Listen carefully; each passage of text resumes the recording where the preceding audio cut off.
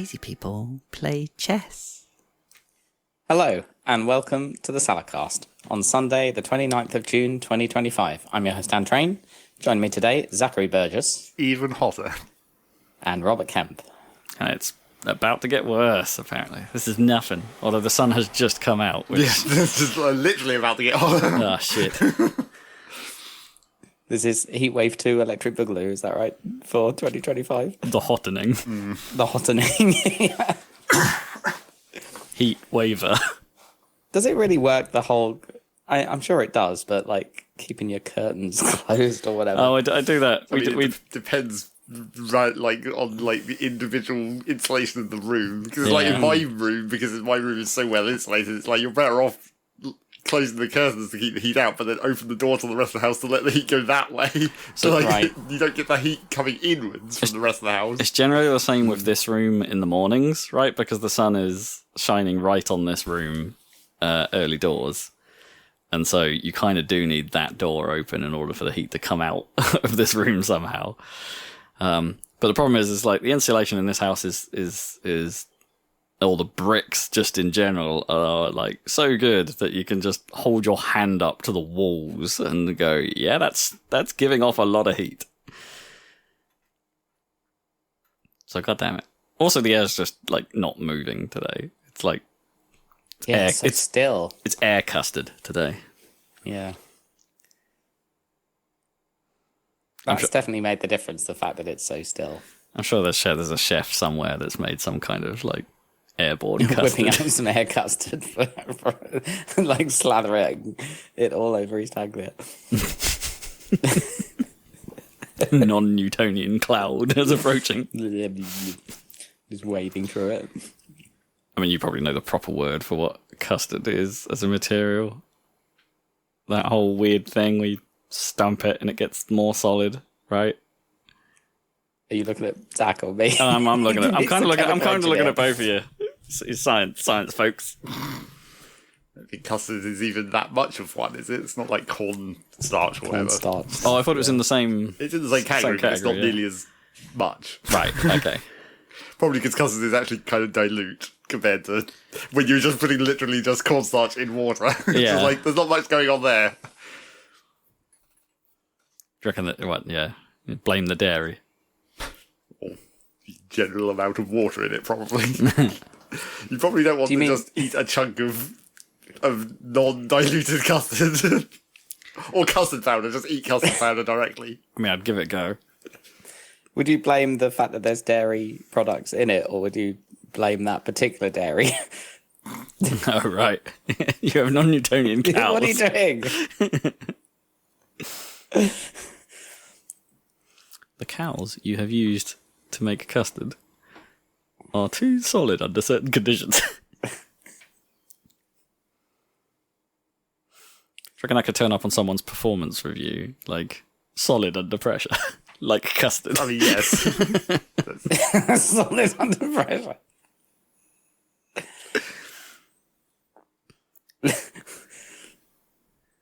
Like a familiar yellow liquid.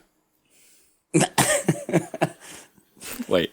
That by comparison with other familiar yellow liquids. I don't think I'd want that on my performance report. No. Yellow liquid isn't nearly specific enough. Do you want to be solid under pressure or like flexible? I don't know. You don't want to bend. I guess it depends what your job is. If you're like a prison warden, solid under pressure might be a benefit. Being custard-like is good if you're a custodian. Is that oh, snap. Except no snap, because you're solid. Well, wow, I made a pun that didn't make you react by going, huh? Really? The classic Rob reaction to a pun. I was genuinely impressed by that one. Yeah. But it passed, basically. What I'm trying to say is like you passed the threshold. There was no longer punishment. Right. If you go, huh? It wasn't punitive to my ears. Okay. Punitive, well, that's a bit tortured. Yeah. I mean, that was worthy. Yeah, sure. It's what Badger now does a little bit. He just Oh, when he hears puns. well, not Sure, he specific- doesn't understand Wordplay. puns yet. No, I'm not sure he's into puns yet. But when he does something and sort of enjoys the outcome every now and then, he just sort of goes ha. Learning from the master. Yeah. I think he gets that more from Gnome than me. She's more of a ha sort of. More of a Nelson Muntz. Yeah, half Nelson. Yeah. She's a half Yeah. Nelson. Very bad phrasing. God. Familiar yellow liquids on The Simpsons. Yeah. Have you heard the shit about Marge dying? I heard something. Is Obviously, it- is I'm it- about as disconnected from Zombie Simpsons as it's possible to be. Yeah. I don't think I've watched an episode since I think we're on. 2005 or something. So Marzi has got into watching Simpsons, or Shim Shim, as he calls it. And, well, I don't really understand what's happening. He just obviously. likes the cartoon aesthetic. Sure. But we're around season 13, I think, 12, 13, like not long after the Maud's death, right? That whole thing. Right. Yeah. Or maybe a season after Maud's death, something like that. So that's like the only time that's ever really oh no, okay, grimy. Obviously grimy, right? But Yeah, but he was introduced that episode Yeah. and immediately killed. There's a few, isn't it the Dr. Marvin Monroe or whatever from the first season is dead or something? I can't remember why. There's like a few dead characters. yes, you're right. I'd forgotten about that. But yeah, it's quite unusual. It seems pretty. I can't imagine this is true, right? It's got to be like some massive internet troll, or it's just like It's a stunt, isn't it? Yeah. Publicity stunt. Yeah. they have to come back. It can't be done, right? You just can't do it. Well, they need to wrap up the whole show. But whether they need to kill them all, I don't know. I don't think that's necessary, really, for The Simpsons. What happened at the end of the Flintstones? the asteroids? They didn't end, Like- really, did they? That's the thing with all these kinds of shows. They don't. A lot of them don't even have any continuity. Like, No. The Flintstones doesn't really have continuity. No. Well, neither does the And Simpsons. technically, Really. The Simpsons doesn't any longer, really. No. I mean, The Simpsons is super weird because they stay the same age, so they actually change generation, which is really weird. The fact that Yeah. Homer and Marge are now millennials like us or whatever, Yeah. when they used to be boomers, is super weird. Yeah, just keep moving it along. Presumably the same problems in like Family Guy and Yeah, I don't know, but they don't really. I don't know. That's even more unmoored from reality, right? Family Yeah. Guy, right? like Feel. like South Park, I suppose, as well. Yeah. Although they did explain the number of Kenny deaths at one point, didn't Yeah, but they? in a way that doesn't even make sense in the context of that universe. Not at all.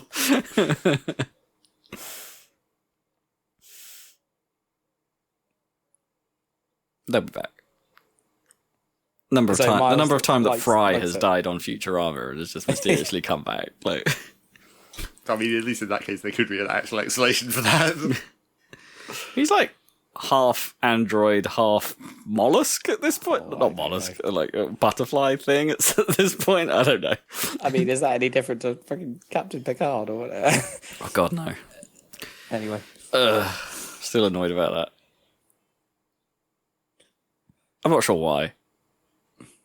It's a fairly enjoyable Yeah, show. why? They just could have thought of another way to, like, no, Picard's actually dead, and this is now Android Picard for some reason. Why do that?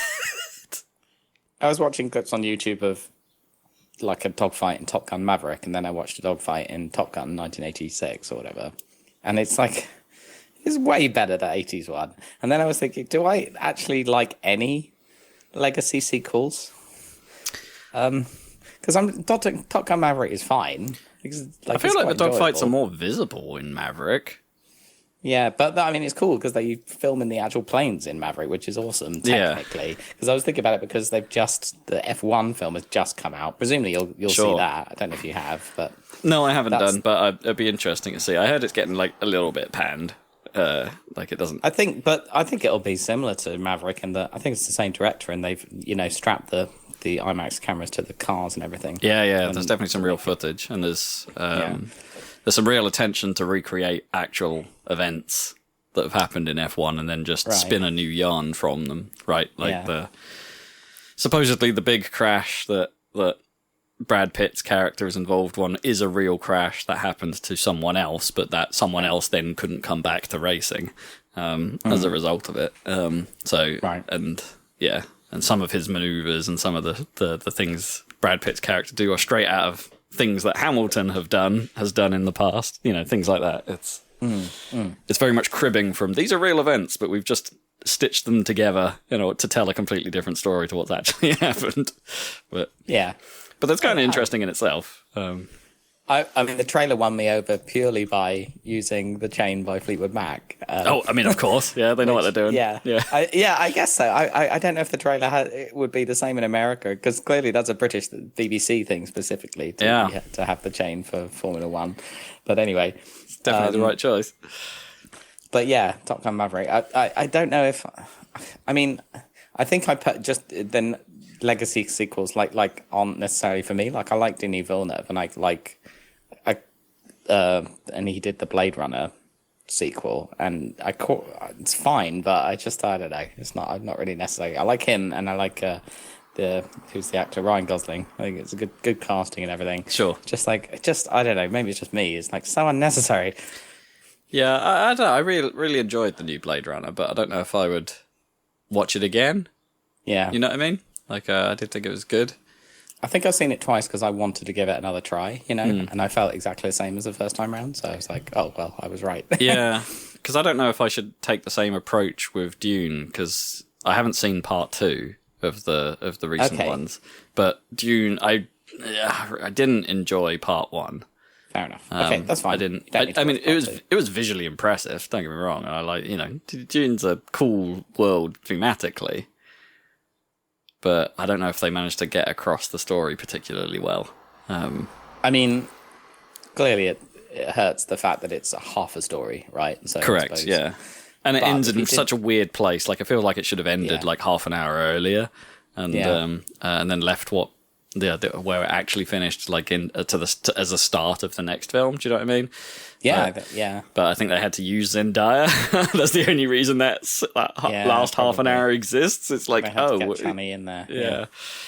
Yeah.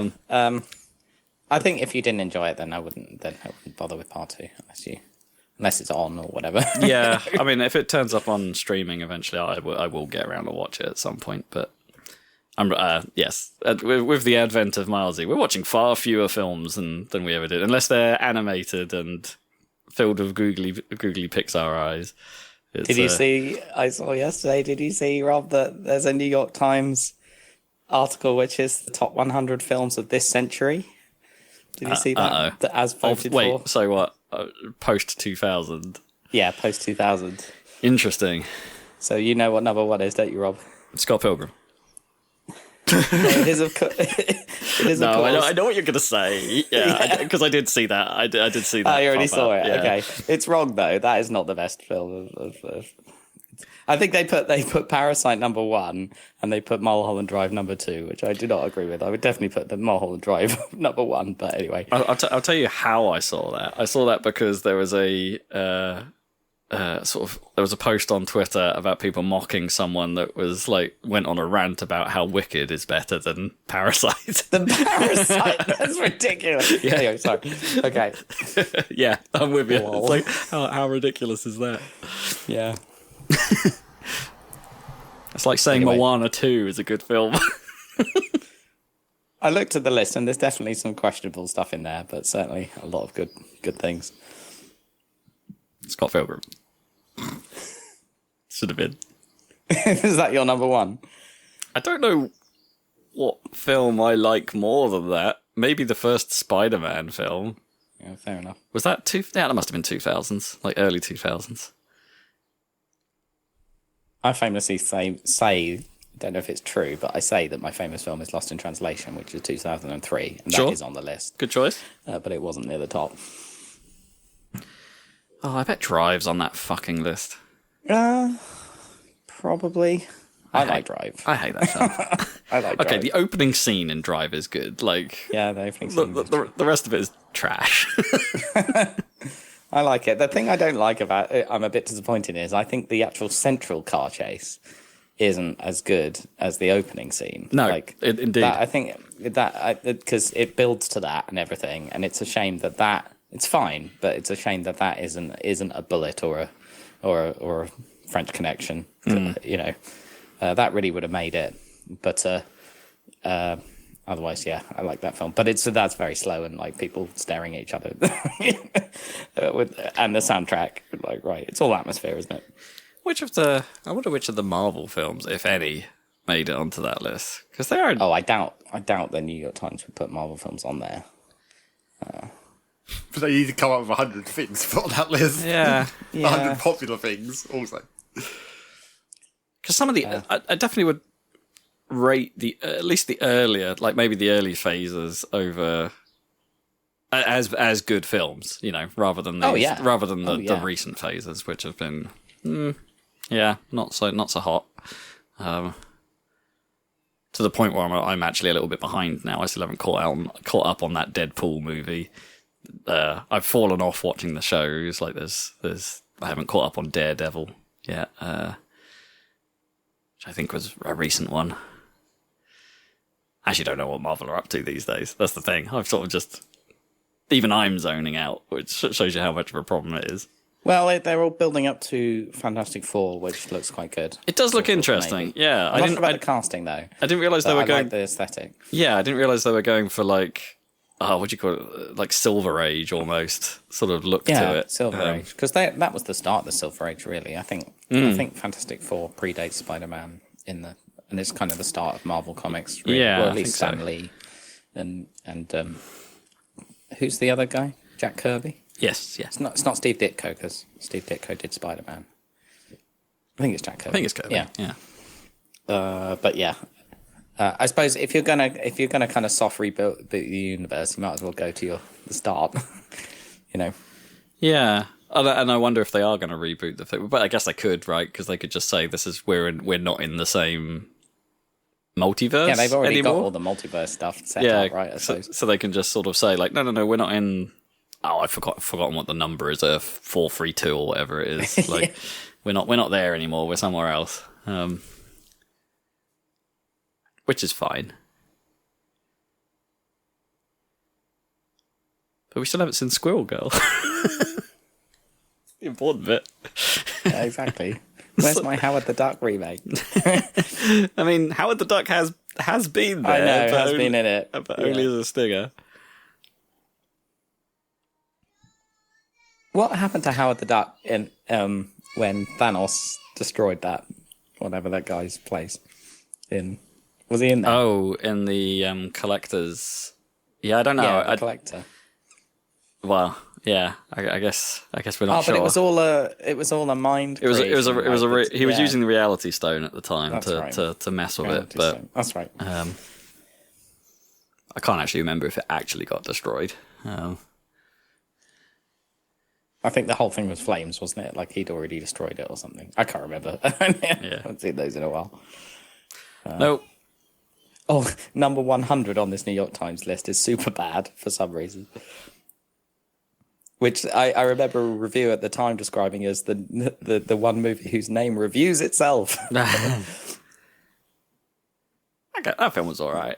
Yeah, I think it was fine. I don't know if it's in the top 100 Well, of the century. Yeah, it's a tricky one because it's like, what else would I put like that's in that sort of teen comedy, I suppose, genre? There aren't many. Yeah, they've got Anchorman in here. That's not teen, but I mean American Pie, but that's probably pre-2000. that's pre. Yeah.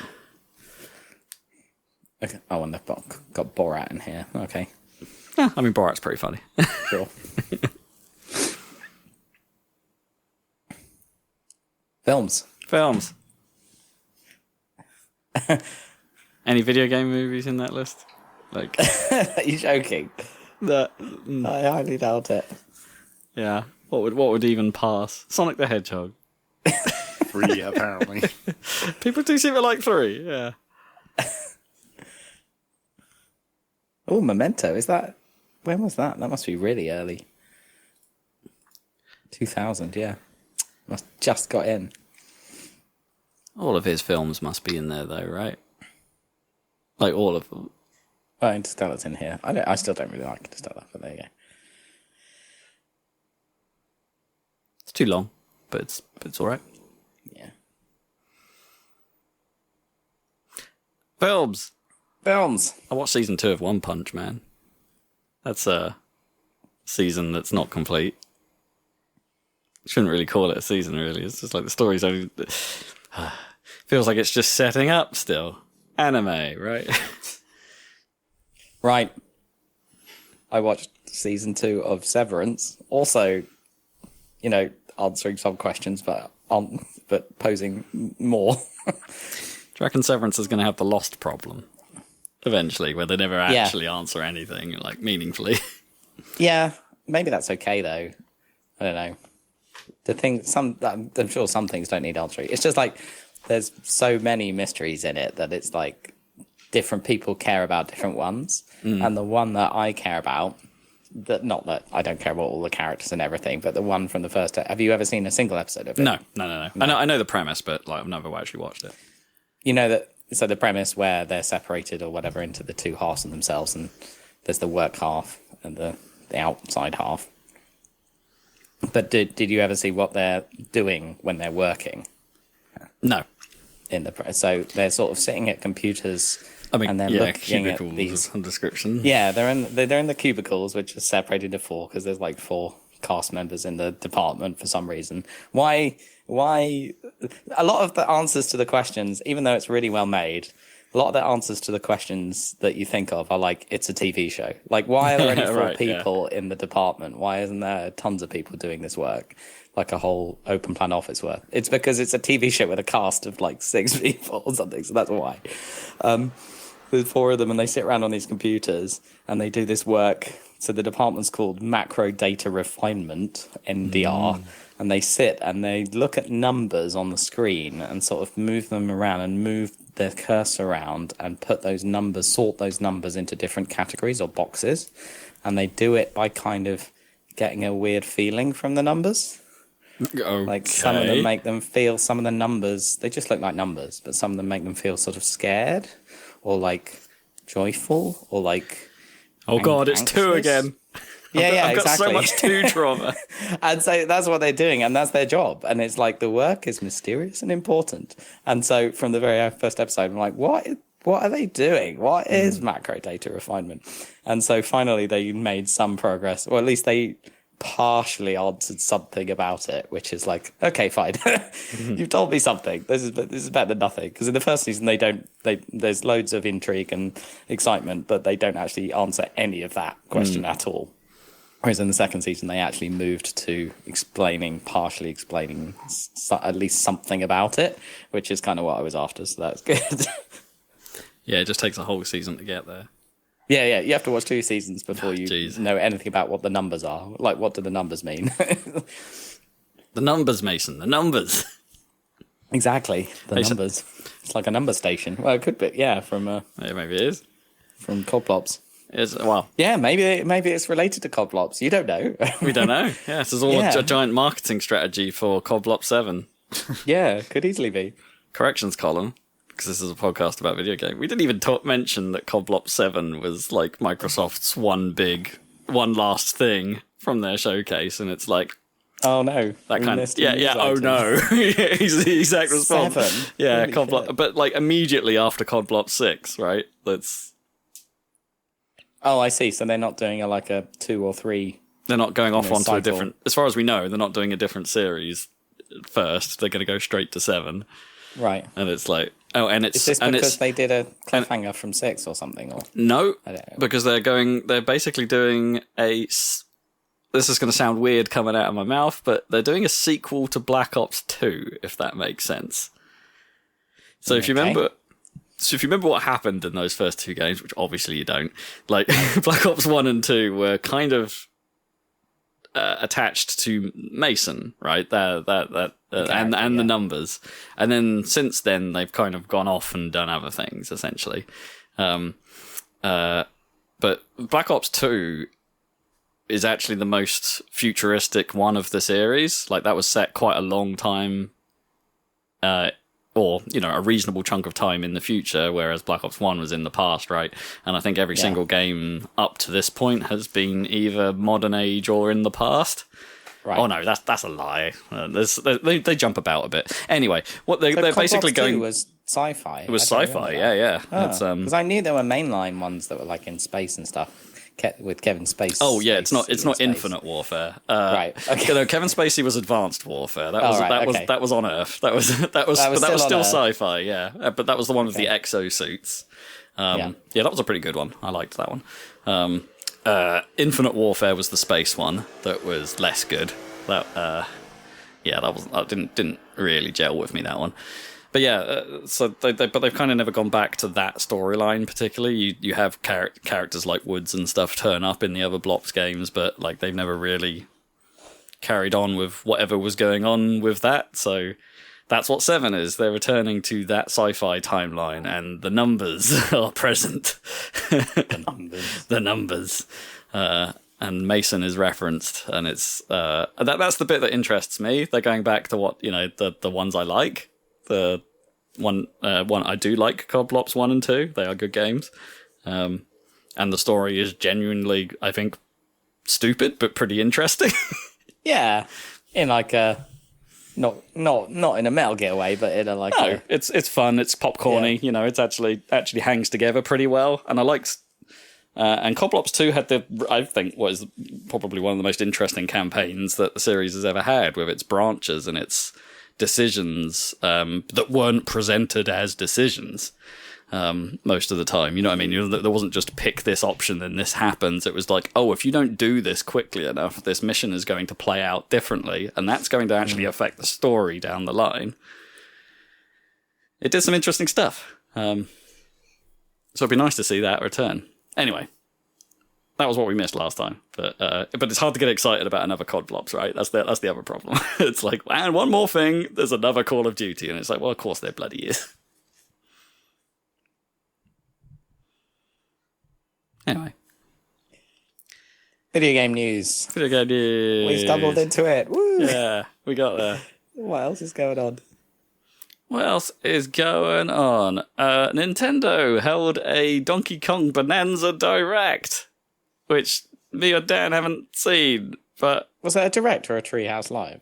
Was it a full-on Direct? It was a full-on Direct, yeah. Damn, I missed it. Okay. Well, you can watch it at any time. It's on the internet. Okay.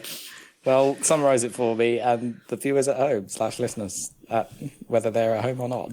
Well, the thing about it is that, like, as is often the case with these Nintendo Directs that are focused on one game, you watch this whole thing and it's like, okay, this is ridiculous. What the hell is going on?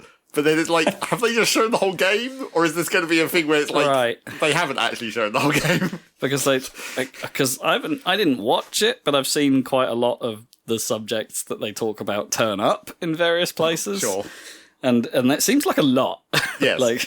But it seems like it could also just be the whole game. Yeah. So one of the things, skipping randomly into a piece of it, because it's not really very coherent, it is one of those classic direct summaries where it's like, bullet point, and then explain the bullet point style, where they just go through like every goddamn thing in the game, basically. Did it play apparently. Did it have like a little jingle, dun, dun, dun, dun, dun, dun, bananas?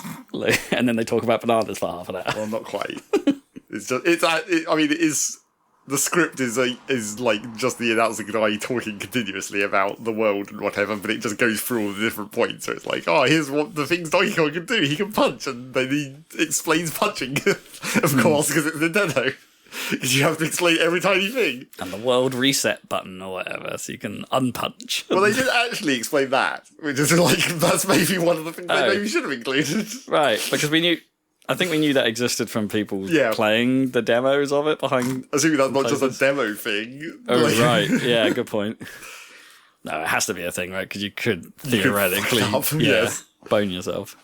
But like one of the major things, I suppose, was like you have transformations that you unlock where you turn into different animals that aren't just monkeys somehow. You turn into a zebra and an ostrich, and the zebra gives you speed, the ostrich gives you flying.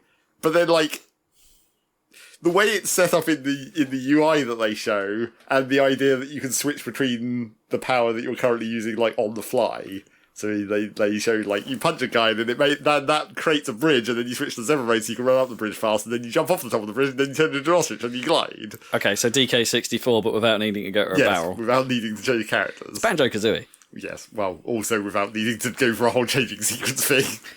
Yeah, but I'm not sure Banjo-Kazooie really had that. Oh, well, I guess if Sometimes. some of the power-ups, yeah.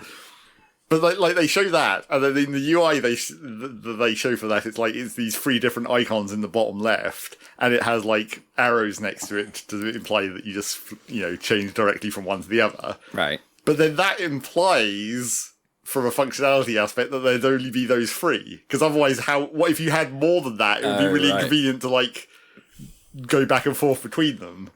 Like if they want you to be able to do that. Unless you just want you to do a Zelda thing and just go to a menu. Well, and yes, assign or them. it has a pause and then it pops up a whole bar and then you scroll through that bar awkwardly in the Zelda way.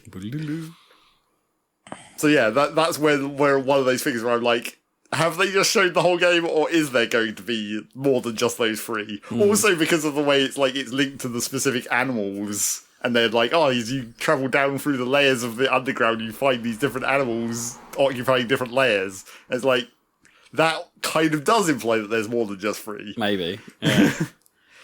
Or maybe there's only 3 available in certain biomes. Or maybe. it's like a setup, like you pick which 3 are on that hot bar, essentially. Yeah. For you to quickly switch between. I would guess it's...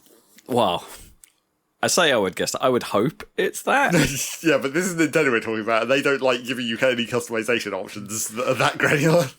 Well, no, I'm just thinking back, like, is it an Ocarina of Time-y sort of thing, right? Because that's the closest analog, right? Can you assign these to a button? Yes, I mean... Well, there is one other little hint of, like, maybe they haven't showed the whole game that I picked up on, where it's like they show you have skills, you have like not really a skill tree. You have skills that you can upgrade when you collect the bananas, basically. You collect more bananas, you get skill points, and then you can upgrade, how strong your punch is, or how I didn't even see what the other ones are. I mean, how much health you have, I guess. You're not getting hearts, you're just actually literally choosing to upgrade your heart, so you can do the hardcore run where you just never upgrade that. Interesting. But like you have speedrun. Yeah, exactly. You have that, but in that menu, when they show it, it's like you have all the skills that they show, and then there's like, here's some blank slots, so it's like, there's probably more that they haven't got. But also at the top of that menu, there's like a tiny little Donkey Kong looking icon, and it's like, does that imply that there's like a whole other page for someone who's not Donkey Kong, essentially? Other playable characters, huh? I mean, they haven't really shown much Diddy Kong love. Yeah, and it's like he's there, and it's clearly, they briefly show him as part of probably a challenge level, I would imagine, just being a sort of it's almost like scenery. He's just there. But it's like, I don't think they're going to be switching to him as a playable character. I get the feeling that's not going to be what's happening. But then why would they be a whole page for... Yes, why would there be that whole menu? Unless Pauline gets different skills at a later point in the game. Yeah, so we haven't even talked about her. Yes. Young Pauline. Not baby Pauline. No, young Pauline. They're going to have to come up with a new adjective for their characters now. Yeah, but young Pauline. Young's fine, yeah. They've had young Link before. Oh yeah, I suppose. Lil Pauline. But that's just weird because it's just like they well, firstly, they accidentally spoiled that, apparently. Okay. I never saw that spoiler, although I did kind of, figure out what that spoiler was without actually having to physically see it. But apparently it was like some Korean store or whatever uploaded the full box art, which just has her on it. And it's like, whoops. Yeah. Oh, right. So they've been showing an edited... Yes, they had been showing a special version of it that had that edited out for like posters and stuff as well. But then also, you would have thought they would have had that set up anyway because of the stupid, she's that weird purple rock thing to start with, and then she gets out of that. She's been put in this mysterious purple rock prison for a while. Apparently not very long, because she's kind of an important part of the game. So presumably that lasts for one level, and then you do the sequence that they show where you get the first transformation Bananza power, and then she comes out of the rock, and it's like, it wasn't a rock at all, it was a child. I mean, this is just cementing the lore that in the first Donkey Kong game, Mario's the bad guy. Not really. Because why would DK, Pauline wouldn't need rescuing, right? Because they're friends. Except, I guess you don't know what happens between the end of this game and modern times Why in the would I- Mario universe. Why would a whole city be named after Donkey Kong and run by Pauline if they weren't friends? Well, then why would it have all these other references to Donkey Kong in it, which may not exist any longer? Some of them do, obviously. Also, how old is Diddy Kong? Well, that's the more obvious answer is in the old Cranky Kong theory, where it's like that's the original actual Donkey Kong. It's like modern Diddy Kong is not Diddy Kong any longer. It's just Right. another one. Right. I see what you mean. How long do monkeys live in the Mario universe? Oh, wait. Okay. I see your point. So, like, in Donkey Kong, it's Cranky Kong, Yeah. actually. Yes. Not That Donkey was the Kong. old lore, at least. Of course, he's in this game as well. So, like, Okay. what does that mean? It means we're going to get another DK rap. Well, the DK rap is sort of there. Like when they're showing they're talking about the music, and obviously the music is ridiculous, and you're going to be able to unlock the music by collecting vinyls for some reason. They're all on vinyl, and it has a music player like some other games should have. Uh-huh.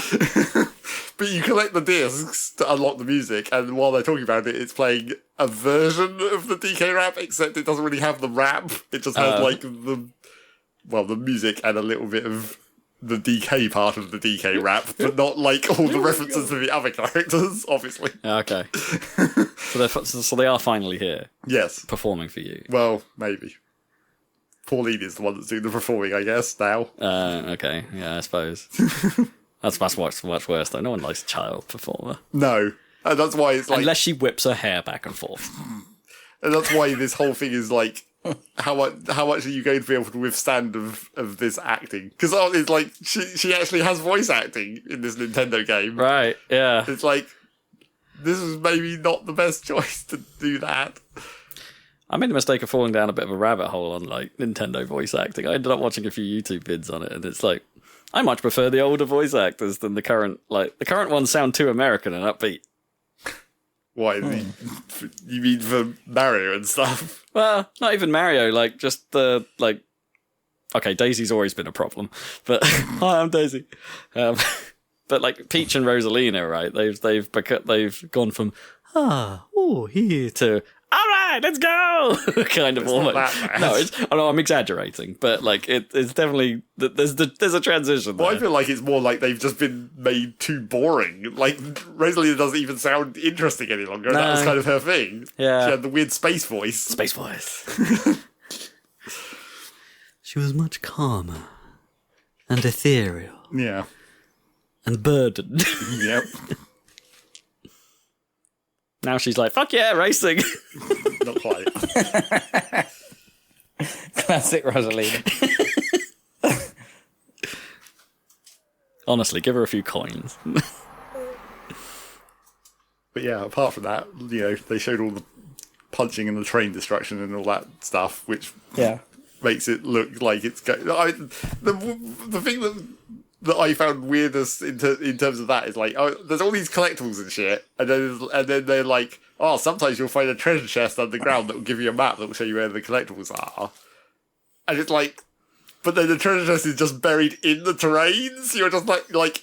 To even find that, it's going to be completely random because you don't have a map to the treasure chest that's going to give you the map to the other consumables. I see. So you might, yeah. So you've got to stumble upon the chest that just happens to have the map, but you might just stumble on anything anyway. Yeah, you might just find any of those collectibles anyway, especially Yeah. the ones that are just buried in the ground. Right, And you also- might find everything, and the map is the last thing you find. Yeah, exactly. And also, just Classically. doubly interestingly about that treasure chest in the map is like that might potentially even be random because I watched the Japanese version of this direct because as is typical in these things, As they you like do. re-record the footage. And in the Japanese version of that bit, the treasure chest is in a slightly different place underground. Oh no! What? Oh, weird. So they're like, it's just like they might be in this vicinity, Yeah. but their exact location can move. It a might be little. randomly generated to some extent. Weird. Okay. So yeah, I don't like. Do you think there's a, would it take too long to like wear the whole level down to a nub, basically, and just destroy everything? I mean, I'm sure that's eventually going to be the technique. If you increase your punch power enough, you just have maximum grind. Like, I mean, presumably the other answer is to upgrade the sonar power enough so that you can just I guess get the sonar view of things through the terrain, and that will cover most of it. But assuming the sonar hits everything that's in the terrain. It's thematic that Donkey Kong don't care and he just wants to punch the earth to Yes, just punch everything. as you said, a nub. I mean, that will obviously be... That'll be a fun speedrun category. Flatten the terrain percent. Flatten, yeah. Where it's just like level an entire level. It'd be funny if there was actually a tracker for that in the game somewhere. It's like, Well, there could be. it's like level destroy or time to like maybe it gives you a pop up at some point to say, hey, you've beaten up a lot of this level. Like, do you want to reset it? Like, Where do you think the spoil goes from the mining that you're doing? Where do you think does the mass just disappear? no, we're all on the Zonai floating islands. Well, it just falls down through the earth to the next layer below, apparently. Right. Because these are all underground layers, even though they don't at all look like they're underground most of the time. They've all got skies. Yep. Classic random Mario sky. Universe bullshit, where it's just like, this is inside a bottle or something. Don't worry about it. The crystals are so powerful down here. They're like the sun. Yeah. We have our own clouds in here for some reason. I mean, it's particularly bad when it's that level that's just like the beach and it just has a blue sky and clouds and stuff. It's like, why did you make the concept of this game be underground and then just completely ignore that? I don't think they explain that in... That's it's such a trope, though, isn't it? That's the Evangelion thing, right? Like, the Undercity is like that. And But at least if it's sci-fi, there's some excuses you can come up with, rather than it just being mysteriously, this is just the way the world is underground. It's just like this. Don't worry about it. There's zebras and ostriches living down here. Under the crust of the earth. Right. What's the classic sci-fi B movie where they're digging under the ground? There's so many. Yeah, I don't know. digging... I'm thinking of like 10,000 Leagues Under the Sea or something like that. Like Journey to the Centre of the Earth, probably. Yeah, Journey to the Centre of the Earth. That's what I'm thinking of. But that's dinosaurs, right? Is Yeah, that one? I'm sure there'd be dinosaurs, wouldn't there? Yeah, maybe. I mean, always Nintendo dinosaurs. does kind of like dinosaurs thematically. If Star Fox tells us anything, eventually there'll be dinosaurs. Maybe that'd be one of the other transformations. Dinosaur Donkey Kong. T-Rex Donkey Kong. Not substantially different from big gorilla Donkey Kong, really, in terms of moveset. Donkosaurus. Donkplodicus, I don't know. But yeah, apart from that, it's kind of a bit Mario Odyssey looking, obviously. Well, Clearly Even the same text. team, isn't it? It's like, oh, look, it's that kind of text. yeah. It's that font. I like Mario. Although it does also randomly have Zelda shrines for some reason. Oh, They're Really? like, there's these shrines that you can go in to do like a enclosed challenge thing okay. of various kinds. Sometimes it's a fight. Sometimes it's a minor test of strength, I guess. Sometimes it's a weird side-scrolling level, because that's where those are going to be, evidently. Makes sense. But yeah. So you've got all these collectibles and the shrines. Oh shit, it's Sonic Forces.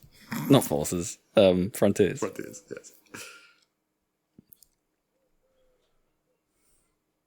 And then, I don't know, you're trying to get to the planet core to make a wish to save Pauline, I guess. Except it's really dumb because at the start it's like, you've heard mysteriously that you have to go to the planet core so that Pauline can make a wish to go home, which is like on the surface, I guess. Keep going down instead of going up.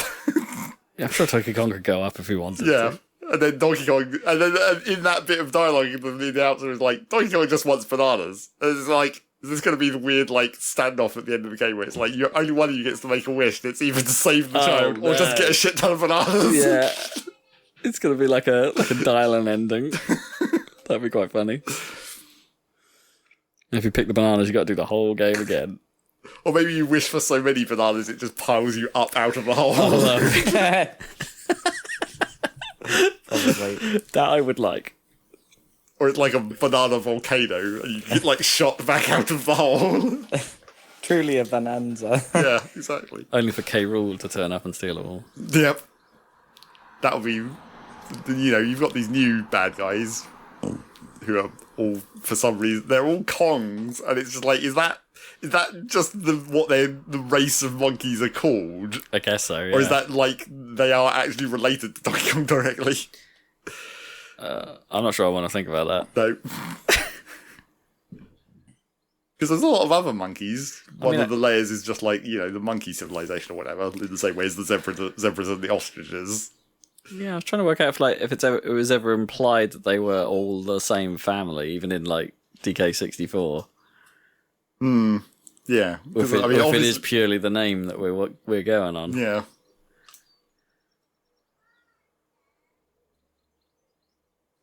But yeah, Who knows? That's that game, I guess. There's a lot of punching shit. Either of you going in? I mean, probably. For somebody to use your Switch, I suppose. Yeah. Yeah. And it is, the Mario game that everyone theoretically wants, except it's not Mario. It seems It's not crazy Mario, to not play the next game from the Super Mario Odyssey people. And it will presumably have quite a lot of content. Apparently, with all these collectibles. Maybe. For a nearly 60 quid game? I hope so. Yeah, that will be the question of, like, how many of these actual levels are there? Because it's all well and good having, a shit ton of collectibles spread all over the place, but, like, that's not the best content. As we discussed about Mario Kart. Mm. You can make a huge world, but you need to have the things to do in it as well, and ideally more designed things. You have to have meaningful rewards. Well, sure. Although, yeah. Which is arguably tricky in a racing game, but... Well, yes.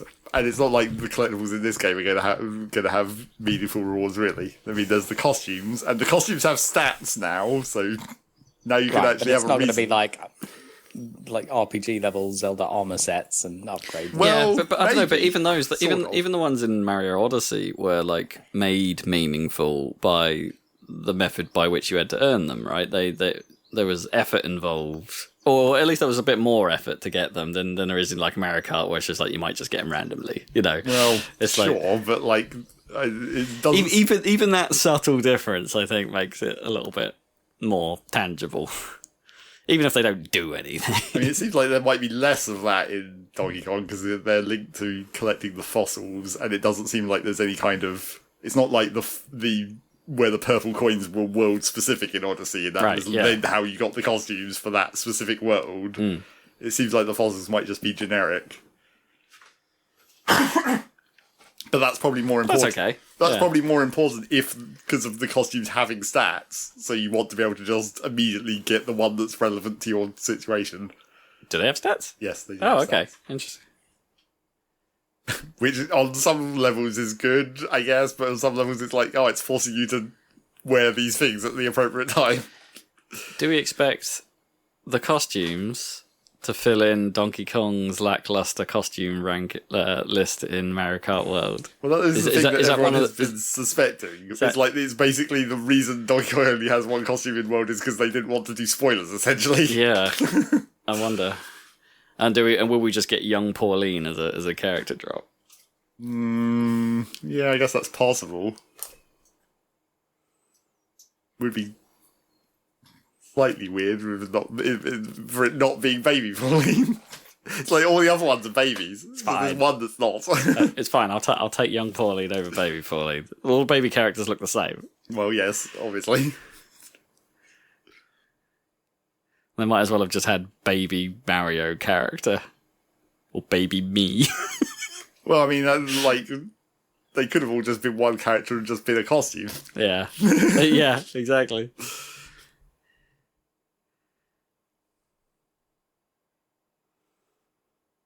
Was that the Bananza?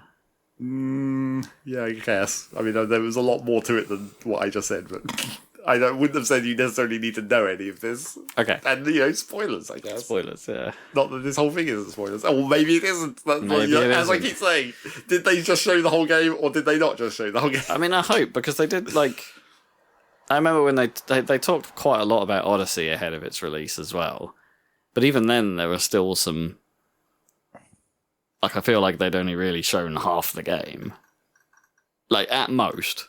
There was an awful lot of, capture, because there were so many captures in Yeah, that but, game, like- right? There was a whole bunch of stuff where you're like, oh, that's cool, even after But knowing it all was of just that. one ability. Like, they did show it, and it's like, that's the only thing you did. Sure, that is the game, but like what resulted from the captures was the fun part, or half of it. But what did you need to know? It's a Mario game. So, Sure. Theoretically, that's like that. The powers are the captures in this game. So maybe there only needs to be those three. you don't need a big move set. You need a good move set. And Mario's move set is genuinely quite massive. So really, Well, yeah. I mean, it doesn't for a platformer. The platforming for Donkey Kong looks, pretty much the same level of complicatedness with the roll, and then you can chain it in midair and like that kind of stuff. Although they haven't necessarily shown how you play it exactly, but it does seem like it's basically like the Zelda climbing, except you don't have any stamina and it's just really fast. So you just like run onto a wall and you just instantly climb up it. It's Right. like it doesn't seem like there's any mechanics to that. It's just like you're just moving over the train polygons. But then jumping off it and stuff, maybe that does make it more complicated. We'll see how that goes. And the weird underground camera situation, how well are they going to have pulled that off? Because that's kind of complicated. Yeah, that seems like a challenge. But I mean, 2025, maybe they can get the camera to work.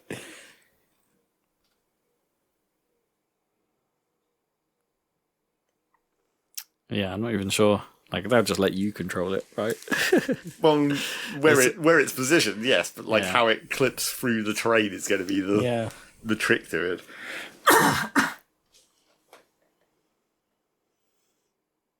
Because they definitely did show when they showed the camera like looking down when he does that downward punch that buries into the ground. Yeah. But it doesn't show him underground, and he still punches through the hill and goes out the side because the camera's still above it, so you don't see what Right. you're doing at that point. So there must be some amount. The camera will literally go into the ground when it's close enough, but if it's far enough away that you can still see the surface of the ground, it doesn't necessarily just make it transparent or whatever. Did they end up using like a Mario Sunshine style shadow system, or Well, it didn't look like it, Didn't they so- show? Haven't they shown a bit where all you can see is the tunnel? Yes, because that's where it greys out around the tunnel. Well, the camera is in the terrain, but you're seeing only the the front polygons of the tunnel or whatever. Yeah. But then I think that's when the camera is into the terrain. But I think if the camera was above the train, you still might see the surface of the train in that case, even though you're in a tunnel. But that could just be as clever as it knows you're surrounded by, or you're in what was terrain. Right, the collision map knows that there was terrain here, but now you're completely engulfed in it. You must have punched into it. Well, yeah, but it's whether therefore turn on grey cam. it's whether it cuts away the surface when you can still see the surface or not. Yeah. If the camera is far enough away that the camera is above a surface, but you're under that surface, will it account for that, or do you just have to zoom the camera in to make the camera go into the terrain? Essentially? I bet it's one of those 80-20 things, right, where this is obviously a serious concern for this game, so they'll have got it right for the majority of the time, but it's potentially a pretty hard problem. So the last, there'll be those moments where it doesn't quite play ball, or it will be one of those things where they show it in these videos, but it's you never actually do that because it's completely pointless to do that. Yeah, I mean, yeah, it's possible. Yeah, why would I dig a tunnel when I can just decimate the entire mountain? I mean, they did show a couple of times of digging straight down into an underground room, but presumably to even know that there, you'd have to have some other kind of way to detect that with either the sonar or a map or whatever. Sure. So yeah, that's that. That's going to be coming out later next month. Still next month, technically, at this point. Yeah. Oh yeah, that reminds me. Going back to TV for a hot second. Next series of The Bear is supposedly out, so I might have to. Oh yeah, I heard it's improved. I hope so. That last season was Yeah, wonky. wonky. Yes, that's a good word for it. Yeah. I might also extend that to wanky. It was Wanky. Yeah, exactly. It definitely it's quite good that obviously it's good that it's bold to do things that could be construed as pretentious, but I think it definitely veered into full blown pretension. It lost soul and it lost plot and it lost intent for the most part. Yeah. It started making you not care, which is not what that original. It just feels it felt the antithesis of what especially that first season is all about, and it's and to a lesser extent the second season, which was fine, but that third, not so good. How can you make a whole 45-minute ambient montage? Is this? What the fuck were you thinking? What a weird ass show. Anyway, I'm excited to watch it. Yeah, more bear. More bear. Deus Ex is 25 years old. Wow. This is not news. A lot of things are 25 years old. I know. Specifically, a lot of things that came out 25 years ago. Is anything happening because Deus Ex is 25 years old? It'd be good No. Because Who owns that IP at the moment? I'm going to say Is it still Square? Oh, God, I don't know. Yeah, it might be. I don't know if Square sold it off as part of their culling of European studios. But they were Canadian, weren't they? The last people. I mean, The studio was, yes. Yeah, Ion Storm. Well, it's IDOS. Eidos Montreal was making it, or I don't know which specific IDOS studio it actually was, but yes, it was IDOS, Iron Storm, and then IDOS, and then IDOS got rebranded to IDOS again somehow. It was a weird takeover thing that happened, Right, yeah. And then Square obviously is over that. Yeah, they sold off all the European developers, basically. Yeah, and then that happened, and then who knows what? Because they made the second game, which didn't. Did they get embraced? I don't think it's Embracer. Maybe. Could be. Yeah, I don't know. But even then, that might have only been the studio, not the IPs. Yeah. And in either case, who knows even who owns the actual original game? Did that actually come with that IDOS company? I mean, I can't remember who published it. Was it Epic or because it was Unreal based or? I think it was published in that way because that was before that was really a thing, right? I mean, someone must. It was have just published it. Iron Storm, and that was it. Someone must have published it. Maybe. I only remember the Iron Storm logo, but that doesn't necessarily tell you much. Yeah, the green blob.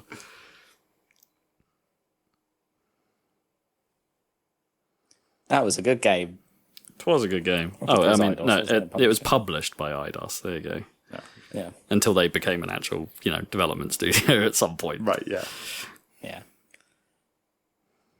I know it was just really a mashup of a million Cybertrunk and Cybertrunk.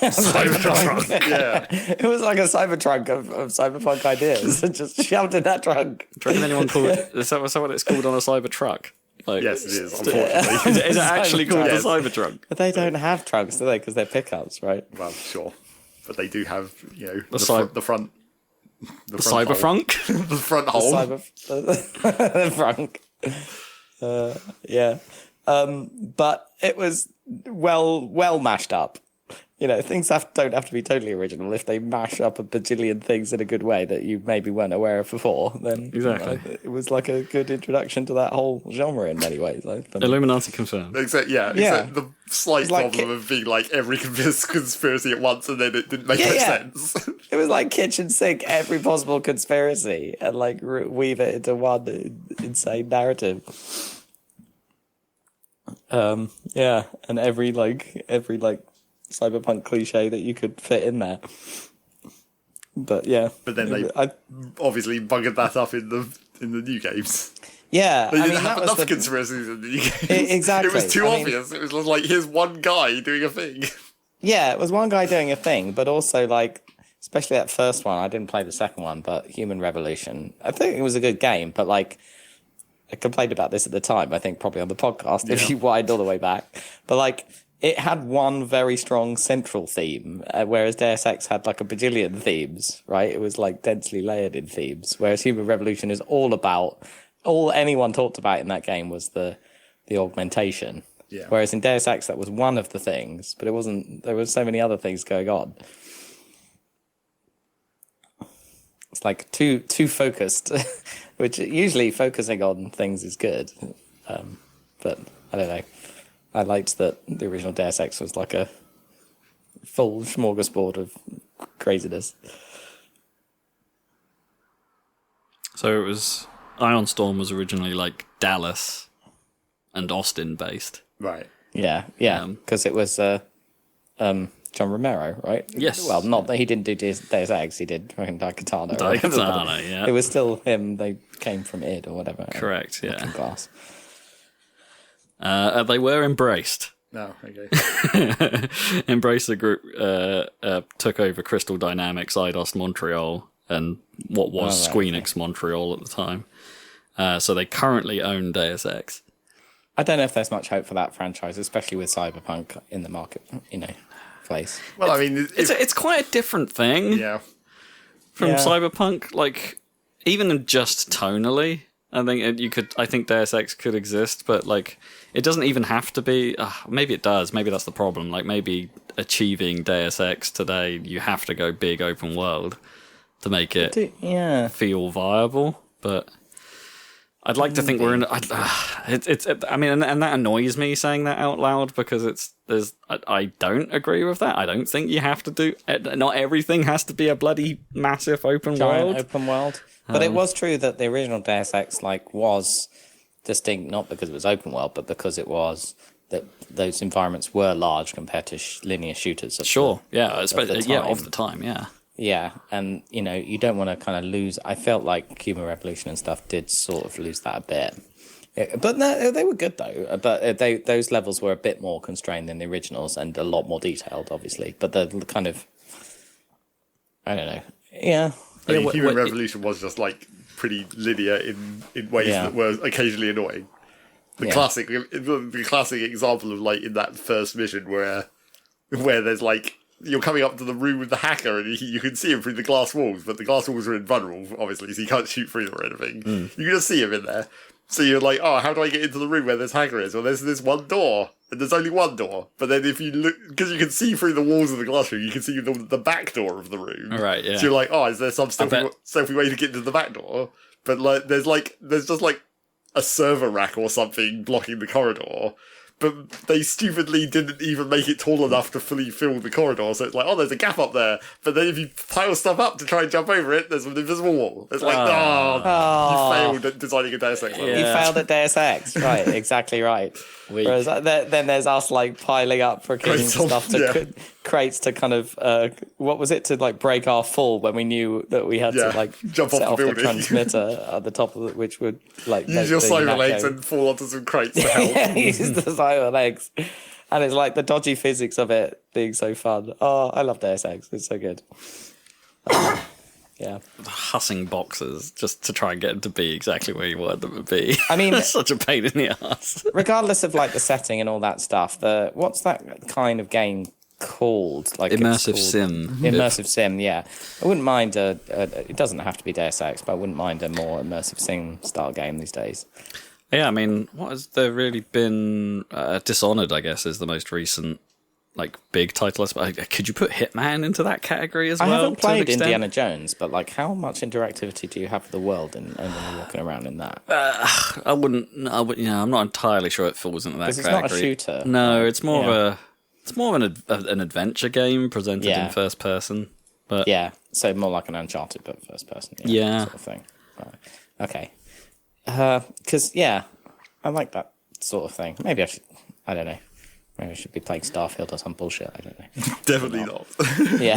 That's an RPG. That's not even close. Yeah, I was Okay, about to say, do they? I mean, there's a lot of parallels, I suppose, between the Fallouts and the Avoweds I mean, and technically, the Dishonored style games. There's a lot of places where you could like pile up shit and climb over things, but I think you just break the game if you try to do that.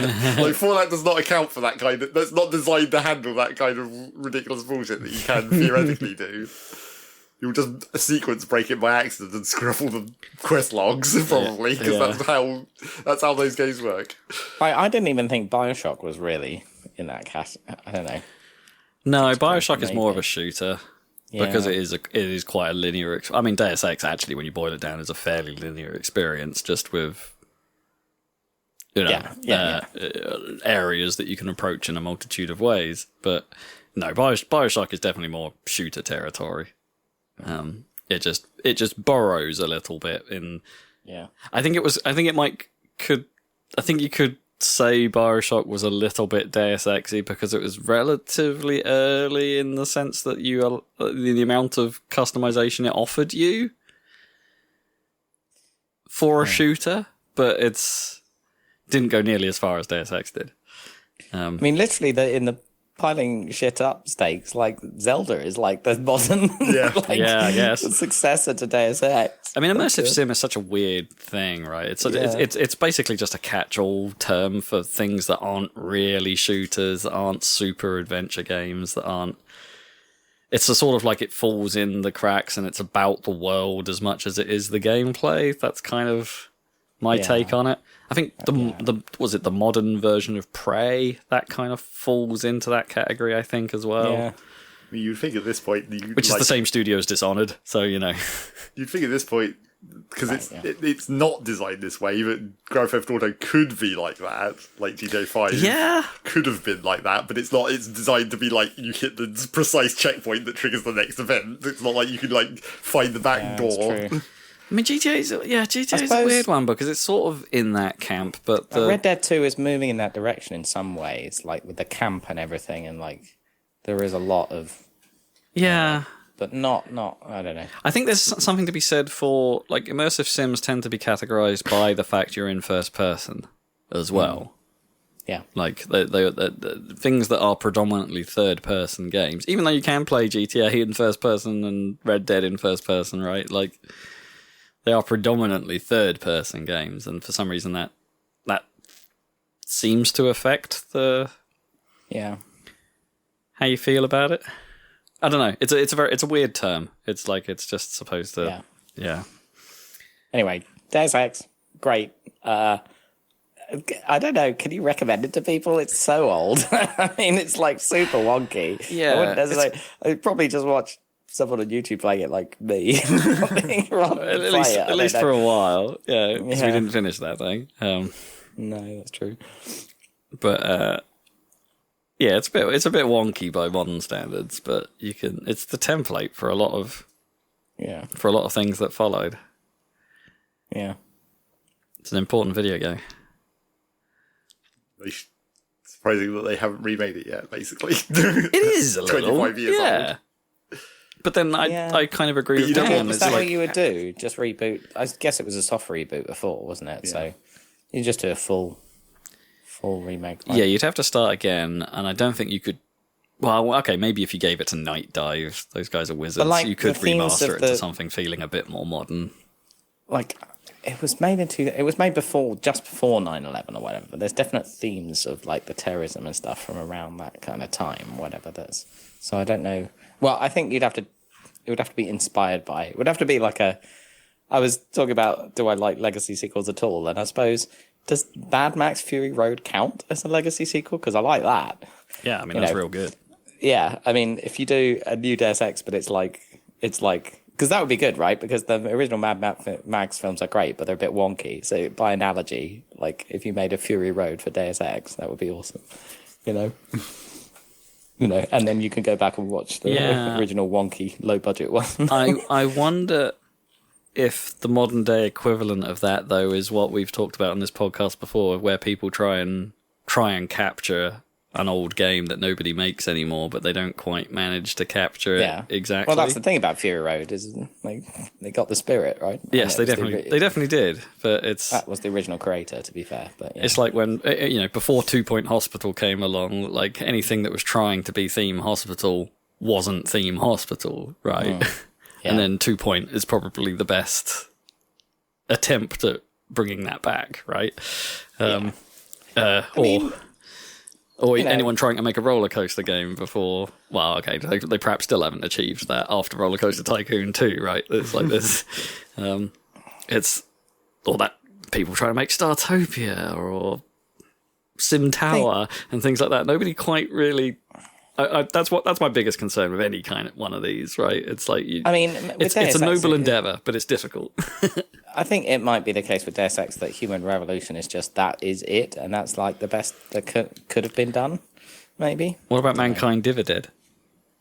We don't know about that though. No, none of us played it, but that was the last one. But it wasn't that much different than the previous game. No, because that's kind of the point of a sequel. Yeah, because they doubled down on that one theme thing where they made it like a divided society between the augmented and the haves and have-nots. They just harp on that one theme, which isn't the only theme in cyberpunk. It is an important theme in cyberpunk literature. Obviously, Sure. the augmented humans and post-humanism, but it's not the only theme, right? Like Blade Runner doesn't have that, does it? It has the fully artificial. No one is half artificial. Well, no, kinda. Yeah, no one's really half artificial in Blade Runner. But same thing with what was that David Cage game about the androids? That's the same thing. Oh yeah, I can't remember what that was called now. Detroit. 2 human becoming oh god, become I don't know. Detroit. It was Detroit something. Become human. Yeah. Ugh, David Cage. Anyway, let's not sully Deus Ex with random David Cage film. I don't know. David Cage is in theory about to sully some Star Wars at some point. I mean, Star Wars is basically water at this point. It can be sullied. There's no solidity to it at all Diphtheria-filled slurry. Yeah. Did you watch Andor or whatever? I haven't yet. No. Okay. We're trying to. It's difficult to find moments when you're a dad and have a kid who doesn't go to bed at an appropriate time. Whose fault is that? The kids? Anyway. Well, yeah. I mean, we try our best, but he's having none of it to shift to a sensible pattern. So he just doesn't. He just sleeps when he wants, and so we can't control that. Unfortunately, it's a pain in the ass. Apparently, I was the same, so I've got no one to blame except my genetics.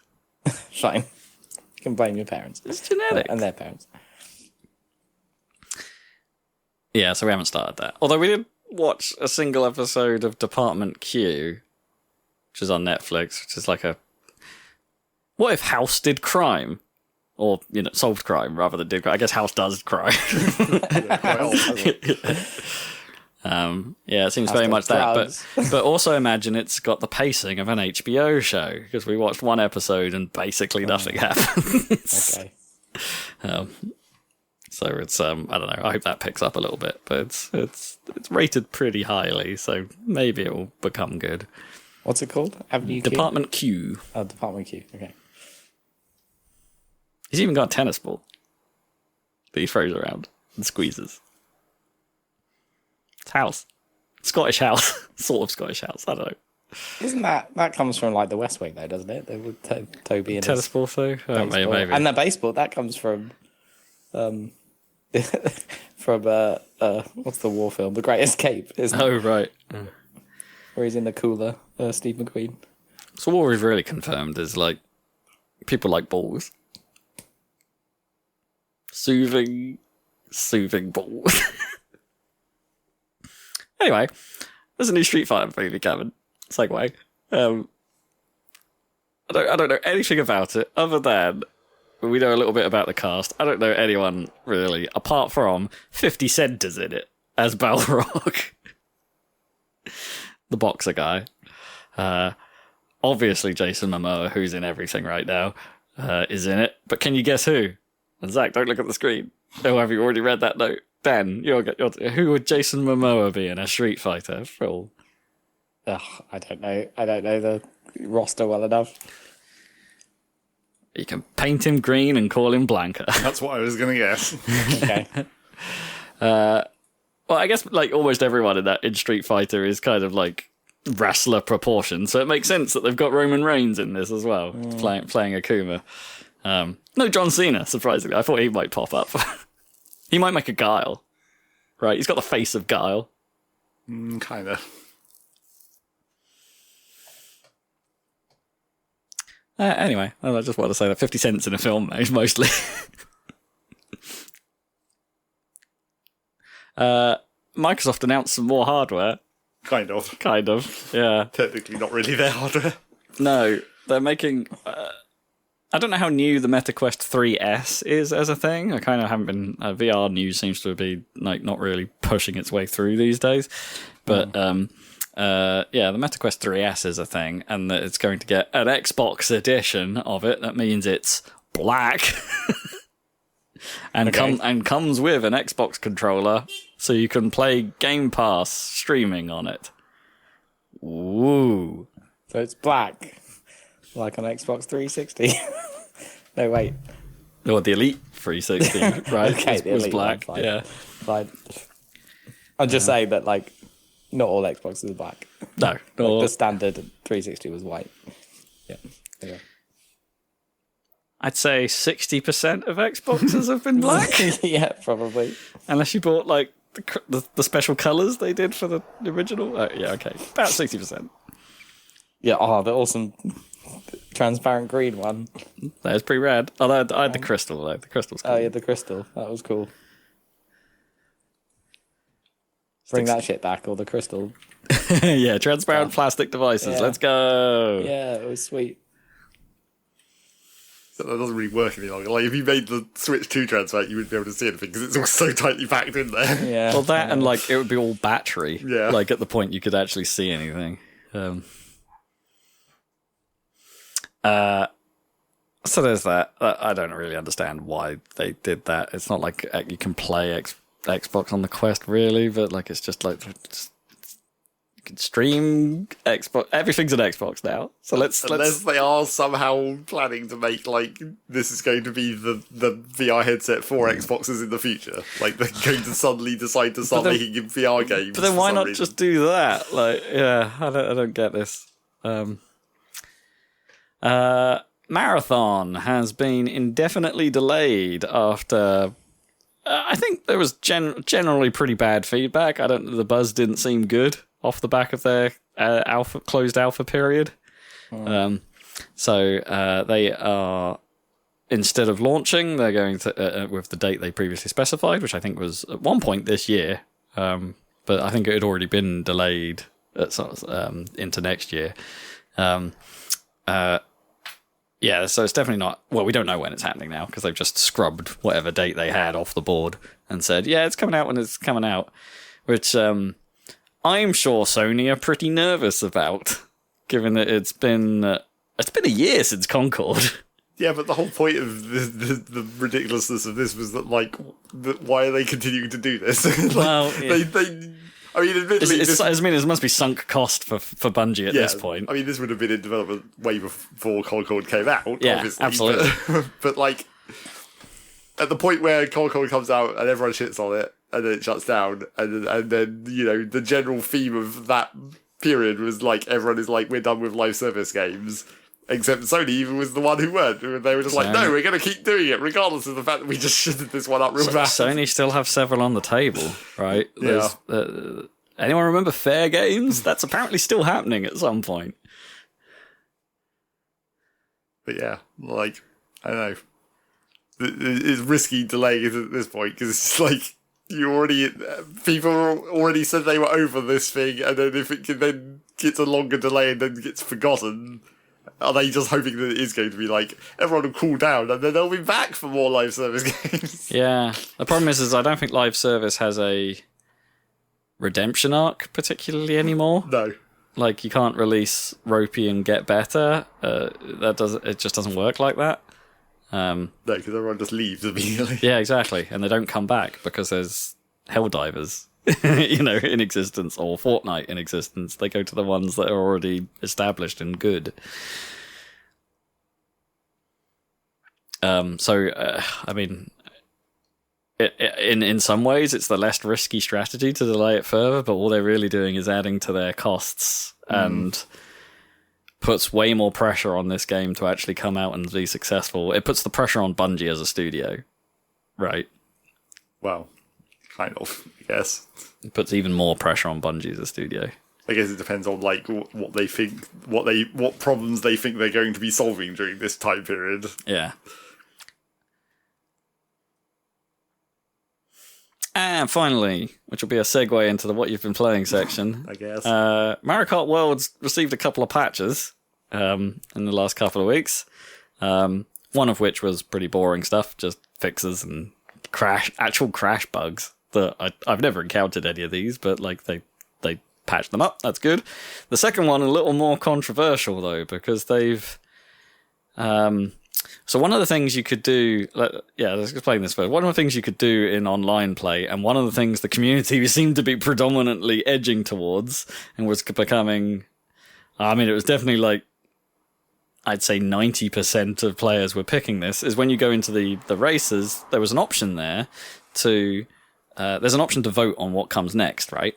So it presents you with 3 options normally, and normally those 3 options have Mario Kart World style. There'll be a transition from where you are to the next level, and then you'll do one lap of that level. The usual Mario Kart World structure. But occasionally, you'll get an option there that's either not connected by a line, meaning you'll do the track classic style, or the random option exists, which most of the time would pick a 3-lap track. And like I said, I think 90% of the games I've been in, 90% of the votes I was seeing on my online games prior to the patch, and probably actually still after the patch, to be honest, are people picking that random option. Yeah, and I think I think people are putting far too much weight on thinking that people are doing that intentionally to pick 3-lap tracks. I think people just don't care. Yeah, I'm kind of... I don't care. I always vote for random, but that's not because I want to play on a 3-lap track necessarily. It's because I don't fucking care what track we play on. Yeah, I'm kind of with you. I did wonder if this was true. I mean, so the problem is that, like, I guess the pro community, shall we call it, they much prefer classic Mario Kart style. They don't want to do the intermission tracks as they're now known. I'm sure when you go into the higher ranked rooms, that is true that they're all picking it in order to pick the 3-lap tracks, but you wouldn't be able to, like, there's no gradient there for you to perceive. It doesn't. No. It looks the same on both ends of that scale. Correct. Yeah. So the patch intentionally reduces the probability of those being a 3-lap track that gets picked. It makes, and in my experience since the patch, it makes it seem like picking the random option, whilst it can pick something completely random and not one of the options presented to you, it now seems like it's much more likely to pick one of the options that was on screen. Yes. So, like, yeah, the 3 choices that you could have picked from are now the ones it randomizes between, rather than every single possibility. For the most part. And obviously, as Zach has sort of alluded to, that's not gone down particularly well, seemingly. At least if you peruse YouTube, or if you peruse thumbnails, or you check out on Twitter, or see what people are talking about Mario Kart, the people that talk about Mario Kart, I suppose, are pissed off. I don't know how I think, personally. I think I do still prefer playing, or at least I would still like the option to play Mario Kart as classic Mario Kart, rather than the intermissions. An actual option. Yeah, I believe it, or a playlist or something like that. It's like play Mario Kart World or play Mario Kart Classic style. I think that should definitely be an option. Or it should just have been a different category of random, essentially. On the vote, you could have like random everything, random tracks, or random routes. random plus, or something. And I think it's I think it's wound the community up more because to them it feels like Nintendo are being a bit tone deaf. Yeah. Like they feel like it's like, hey, whoa, what? Hang on, are you not listening to what your community wants here? And you're actively working against us. I mean, I think the thing that makes that worse is that, I mean, obviously, it's statistical data at this point. We don't actually know how the random system works, but because of the way it picks one of, more often than not, it picks one of the things that is on screen as one of the choices, which arguably is kind of what that button is meant to do. Like, it's meant to pick a random one of the random selection it's already picked. Yeah. But but then when you do pick random, it also seems like it's weighted towards the non-track tracks, even then. But, like, if it was truly random, it should pick the routes more than the tracks, because there's just more of them. Sure, yeah. But then it wouldn't necessarily pick a route to a track unless it was nearby, right? Otherwise it would be a very long race. Potentially. That's implying that it always has to start from where you are, which I don't like. Yeah, so the pool is a little bit reduced anyway. Like, I mean, it wouldn't have to do that regardless. It could just literally pick any route. There's no reason for it to always commit to being like, oh, it's starting from the place you just were. Like, who cares? Yeah, why not? Why not just start from anywhere on the map and go to anywhere on the map? Like, well, to a point, start from somewhere on the map, but on a route to somewhere nearby. The adjacent places, yeah. Yeah, is that not in the mix? And no, I don't believe that's in the mix. But we don't actually know what the maths of it is on like what it actually is choosing to randomize. Because it seems like when it does pick something that's not one of the ones on screen, it can still theoretically be a route or a track. But then at that point, is it a true random on that subset, basically? If it doesn't pick one of the ones that is one of the options on screen, is it a true random at that point, or is it even then still weighted away from the tracks? Yeah. I mean, I've definitely watched like YouTube videos of people reacting to this where they were like, oh, I've never seen it do that before. Like, they pick the random option and it's picked a rooted solution. It's like, oh, it never used to do that. It probably didn't. Probably That's why it counts as a fix. Yeah. Because it's like, it probably is a fix on some definition of a fix. I mean, maybe that was the intent, and that's why it's like a quote-unquote fix right now, that it was supposed to pick from. And that's why... Or maybe that's how people feel like it's what it was implying, that it's supposed to be random of the options. I mean, that's why they did it. That's why you can make the argument that Nintendo is not deliberately doing this to annoy people. It might literally just be a fix. Where it's like, they probably did intend it to be like that all along. Yeah.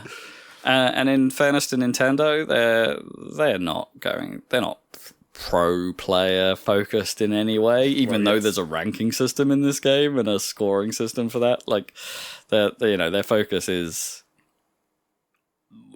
the bread and butter of their market, which is the cash, right? It's the regular people. I mean, it's the same problem it always is, where it's just like there's never enough options in Nintendo games. There should just be like, and they're really obvious options as well. It's not like really obscure things that only certain people will want. It's just like, you could just have the track option. But then that's Mario Kart World all over. Well, yes. Like every single part of it, the whole game just feels like it's missing something. Small patches that could fix a lot of things quite easily. Yeah. Or if they want to do it. Do you think this stuff is forthcoming? Do you think like the real reason they're turning this thing off is because they intend to like? I mean, I kind of wish I had ridden the wave on Mario Kart 8 Deluxe, right? Because I can't remember what happened in the gap between 8 and then where Deluxe started and where it's ended up. Because if you play Deluxe now, it's got pretty much everything you want as an option in there. It's got the music player. Let's go. That's what I mean. And I don't know if it got there or if that was just Deluxe had that out of the box, if you know what I mean. But I don't know. I mean, I like to think Mario Kart World is going to get a whole bunch of updates. As we discussed before with Bananza, there's a bunch of stuff where it feels like it would make sense for them to start linking in. They haven't done the stuff they did with Deluxe before, like they didn't bring in Captain Falcon and Link and Isabel. Whether those kind of characters are going to be a thing, are they? which is something they had started, and the Splatoon inkling, it's something they started doing with Mario Kart 8, but they didn't really double down on, right? But there's plenty of there's a big old well they could still pull from, even in Mario Land, right? Where are the other Koopalings? I mean, you have to hope that the fact that all these obvious things that were also things that were in Mario Kart 8, you have to hope that they didn't, take them out deliberately to build hype for the DLC packs that they're going to be introduced back into alongside of. Yeah. We've given you 200cc again alongside the as long announcement as you of buy this this DLC. thing. Well, no, not necessarily. It could still be free, but it would just be with associated with it. The DLC. Yeah, pack. I mean, the cynic in me thinks, that's exactly what they've done. They've just that these things will come, but they want some bullet points to be able to say, look, we're supporting our game, and it's like, no, to do their weird directs where they say a bullet point and then explain the bullet point. The real cynic in me thinks they've already done all of this and it's a planned rollout, a little bit like how, and in fairness, that is what they do with Splatoon, as far as I'm aware, right? Like a lot of Splatoon's updates are pre-planned and the work is done to a certain extent ahead of time. How bad really is that, though? I guess it's weird because it's like it's ready and you're withholding it, but it's not like you're withholding it's. I guess, but it's still a pretty fully featured game already. I don't know. But not $80 worth of feature. That's kind of the big problem here. Is if they are holding anything back, they shouldn't have because they needed more. It's so content. expensive. Yeah, I guess you're right. They cannot justify their position on how they described this game. It's it's got so much content, and it's it has got a lot of content, but it's also got a bunch of around the edges problems that are solved problems in most other games of its genre. We said this before, but it's literally the civilization problem, isn't it? Yeah, it is. It really bothers me that I couldn't, and maybe you can correct me on this, Zach, but I couldn't figure out how to race against one of your ghosts. Right, I've never tried it because obviously I was the only one on that table when we were first doing it. I mean that's the problem. It doesn't show, as far as I can tell, it just does not find ghosts from friends. And it's that's a problem. I can pick ghosts nearby or at the top of the rankings to me, right, in that weird ghost view you can get up that's not even properly ranked. I can pick one of those to race against, or obviously the Nintendo Ghost, which is fun in itself. They're kind of fun to watch because it's just what are you doing to go so fast? And I quite like. And how can I just undermine that? Basically, which one of those routes are you picking in the Nintendo Ghost that's just the fast one I can do 3 times and beat you? I don't know. I kind of those are okay. I like that, but I would much rather it be encourage competition between us to a certain extent. I want some of old Xbox Live back, is what I'm saying. We're all in this game. And old Xbox Live had that, right? When it first came out and people were playing Project, everyone I knew was playing Project Gotham at one point. And it's just, and so we would have and every single one of those events had a leaderboard, right, in that game. I mean, so we would all gravitate to a couple and be like, no, I just beat your title again. This is kind of a different time, though, when everyone you knew was playing Project Gotham Racing. I know, but the three of us... It's more likely with Mario, isn't it? But an awful lot of people I know have Mario Kart World. Yeah, and it's that's true. And most importantly, the 4 people that I care about the most in terms of video games have Mario Kart World. And it's I would really love to encourage some competition between us all to try and... I want some of that back, but the game just does not offer that. And this leads much more heavily into Nintendo not understanding online, rather than Mario Kart World being a bad game necessarily. But here's the weird thing: it's they got, I believe, Monolith assisted with the online on Mario Kart World. The Splatoon team, Monolith Soft, is that the correct word? Anyway, I forget. Also, the Xenogears guys, right? They're weird studios in Nintendo. But yeah, so they kind of know what they're doing in terms of making the game function online, right? The online play is pretty perfect, really. It plays really well. I've only encountered lag a couple times meaningfully. I think if once you actually start looking at it, the lag conversation is kind of ridiculous. It's not probably not the best solution that you could make for that, but no, I mean it's probably. I saw it between when me and you were playing, because we were I think even on split screen somehow it did it, where it's we had you could see different items from different people between our two screens. Oh, weird. It's like that's the lag compensation, but like that kind of thing is the problem where it's like you can't see if that guy actually has a green shell or not. Oh, right. I can't say I'd ever noticed that. No, I mean it is hard to notice because Yeah. everything is just chaos, obviously. The only time I really have spotted it sometimes is where perhaps it looked like the guy in front of me picked up a power up, but I somehow still got it. Right. And I don't know whether the game was then actually just giving it to both of us because it didn't quite resolve that properly. That's like the big one. That's like the obvious one for me. And then there was that like a couple of times where when you shoot people, but they just essentially keep driving at full speed. It just looks like they're being hit, but they just keep going. That I have seen. You're right, actually. Yeah, I have seen that quite a few times. I've hit them. They've done the full tumbling crash, but they've not slowed down. Yeah. And I'm like, what the chuff happened there? Yeah, that's probably the lag conversation as well. Probably. But whether that's... I mean, if it was like a green shell, is that like lag compensation for your aim being not where they were? And then if it's like a red shell, is it lag compensation for they had an item but I couldn't see it them yet? Yeah. So it seemed like you were going to hit them. And so it just played the animation out on your screen when actually it wasn't happening. Yeah. But they made it look good without being good in some ways, without being accurate. Which I think is like, in fairness, that feels pretty familiar to how some of Splatoon functions, Yes. right? Some of time, especially like the hit detection on Splatoon, it sometimes looks good, but what actually results doesn't. So it's not.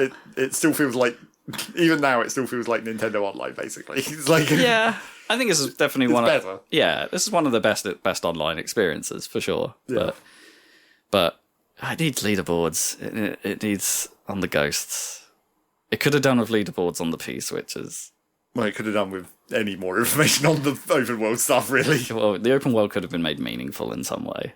Not that I mind the open. I find myself doing quite a bit more free roam than I ever expected me to do. Yeah. Like, I just sort of drift into it. Like, it's chill to an extent, right? Yes. Like, you're just hanging out. Like, there is no goal, and that's a disappointment, but... Except for mirror mode, I guess. Well, yeah, I still haven't got that in fairness, but I really don't mind just trundling the world, trying to find the P-switches, or trying to find the medallions, or something like that, like, even if they are pointless. Yeah. Um, And, every 1 in 10 of the P-switches is actually something cool. yeah, every now and then there is something this that's like... this is actually how this game should work all the time. Yeah, every now and then there's something that's like, oh, I haven't seen that before, that's kind of cool. That's, or this is actually a pretty unique, fun challenge, or... Or actually difficult. Yeah, like, was it the test your skill challenges? Yeah. Some of those are pretty wild. And also, they're, difficult in a way where it's it's teaching you a skill that this game would have been better if you used these skills during the races, right? Except most of the time the routes that those are on. Well, yeah, but that's the problem. Yeah. It's just they made these challenges that use these specific bits of geometry in a very specific way, but then they didn't design the tracks to be able to do that as well. A lot of the intermissions don't have those sorts of routes on them. Yeah. Or those sorts of abilities. But then that just leads back into, obviously Nintendo is more worried about the casual market. They were never really going to make a super hardcore, all these shortcuts where if you know the shortcuts, you just come out a minute ahead of everyone or whatever. Exactly. It's definitely not that game. I'm seeing more and more, clips come up on my Twitter and Facebook feeds about, the gamesmanship of top class Mario Kart, of people just trying to not be in first. To the point where sandbagging, or just bagging as it's been known, is a legitimate tactic. And that becomes talked about quite a bit. I mean, there's one thing that I've taken on board from the pro land of Mario Kart at this point, which is kind of obvious anyway, so I don't really count it as being cheese or whatever, where it's sort of if you want to protect an item, you use the coins. Right. The coins get taken by the boo if they're in your first slot, so you can keep the second item. It's oh yeah, that is kind of obvious, but you actually have to think about it, I guess. Yeah, there's definitely a few things like that in the game. It's, But deliberately trying to be in 12th so you get a lightning bolt and then keeping it for the final lap. It's like, that's too much. And that is tough. That's hardcore. It's actually hard as well. Yeah. Because I've attempted it a few times, and it's just your actual ability to hold on to items, especially on the last lap. Well, because a lot of people are doing it. it. Yeah, it's challenging. I think you're better off just playing it normally, and then you end up at least with my online play, most of the time on the top half of the table, and I'm happy with that. Like, yes, I mean the trick is to not actually worry about competitiveness in Mario Kart, as I said even before the game came out. It's pretty much just random. Just take it as being random. It's quite random, yeah. And when I do start an online session, I do find myself playing it for way longer than I anticipated. It's got that go. Probably because it just doesn't present you with the choice after every race. It's just like, just vote for the next track. Don't give you an option to quit because you literally have to push a button to show that. So you just keep going, and it's it can be infuriating, but it's still a fun time. And I am playing like races way more than I am Knockout Tour. The skill is only in the keeping up with the pack part, and then it's like. But then the power ups are so weighted, good, like that's not even a problem anymore. Yeah, I suppose you've got power ups make it rubber. Well, not actually rubber banding. It's not actually rubber banding, but yeah, for a normal race. But then the Knockout Tour kind of reduces that, right? Because you can't rubber band all the way from the front to the. Well, within that set of people, because you've already been knocked out. Yeah, yeah. But then, as you approach a checkpoint, that is definitely a strategy. Still, it's just taking the normal Mario Kart strategy and turning those into micro segments. Like you can still do the same thing, and that's a valid way of getting through. But cutting it up, I guess, helps. It's like hang back, wait till you get that bullet, unleash it within the last few hundred yards. You'll be fine. Yeah. Kind of fun in itself, trying to do that. Yeah. Because it's still high risk, right? It is still risky, yeah. It doesn't always work. You could still get lightning. Yeah. That seems to be the thing that happens to me more often than not. It's like, I'll be fine. Lightning. Oh, I'm boned. I mean, lightning was nerfed a bit since Mario Kart 8, right? Because it was the power-up in Mario Kart 8, I think. And it's... I mean, and it's definitely nerfed since the older games in the series, right? Like, where you could get flat... Do you remember how long the, like, sequences were if you got, like, flattened in Mario Kart 64? Like, that took forever. If you get flattened in this, it still takes quite a long time. It's but it's just you have such a narrow window to get flattened. Yeah. It's still really harsh in this, but it's not as bad. Because, like, in Mario Kart 64, like, two small people would flatten each other if they hit each other. Something like, it's really harsh in Mario 64. And I should in other news, I should try out that PC decomp, right, of Mario Kart 64. It's supposed to be pretty good. And it feels like it still is there, but they basically got rid of the concept of being, like, it being graded by how far ahead you are. Like, it does, everyone pops back up in order, but it's like instant. It just, rather than like each one having a second or two to potentially flatten the one in front. Right. You have like this tiny window. Yeah. Where you could potentially do it. But yeah, that's been nerfed, but it's still, you're not really worried about the on-track effect. You're worried about the item destroying effect. Yes, yeah, that is the worst. I am excited to see. I do hold out hope that there will be updates to this. Like, I'm not convinced they could get away with not making them. I mean, why is Nintendo? Yes, I guess they could. But because I had a thought earlier where, like, I was thinking about the individual tracks situation, and also like what we were speculating about how DLC is even going to fit into the game. With the concept of the open world, and we were like, you can't just like jam more tracks into there. I mean, you kind of possibly could, but not in very cleanly.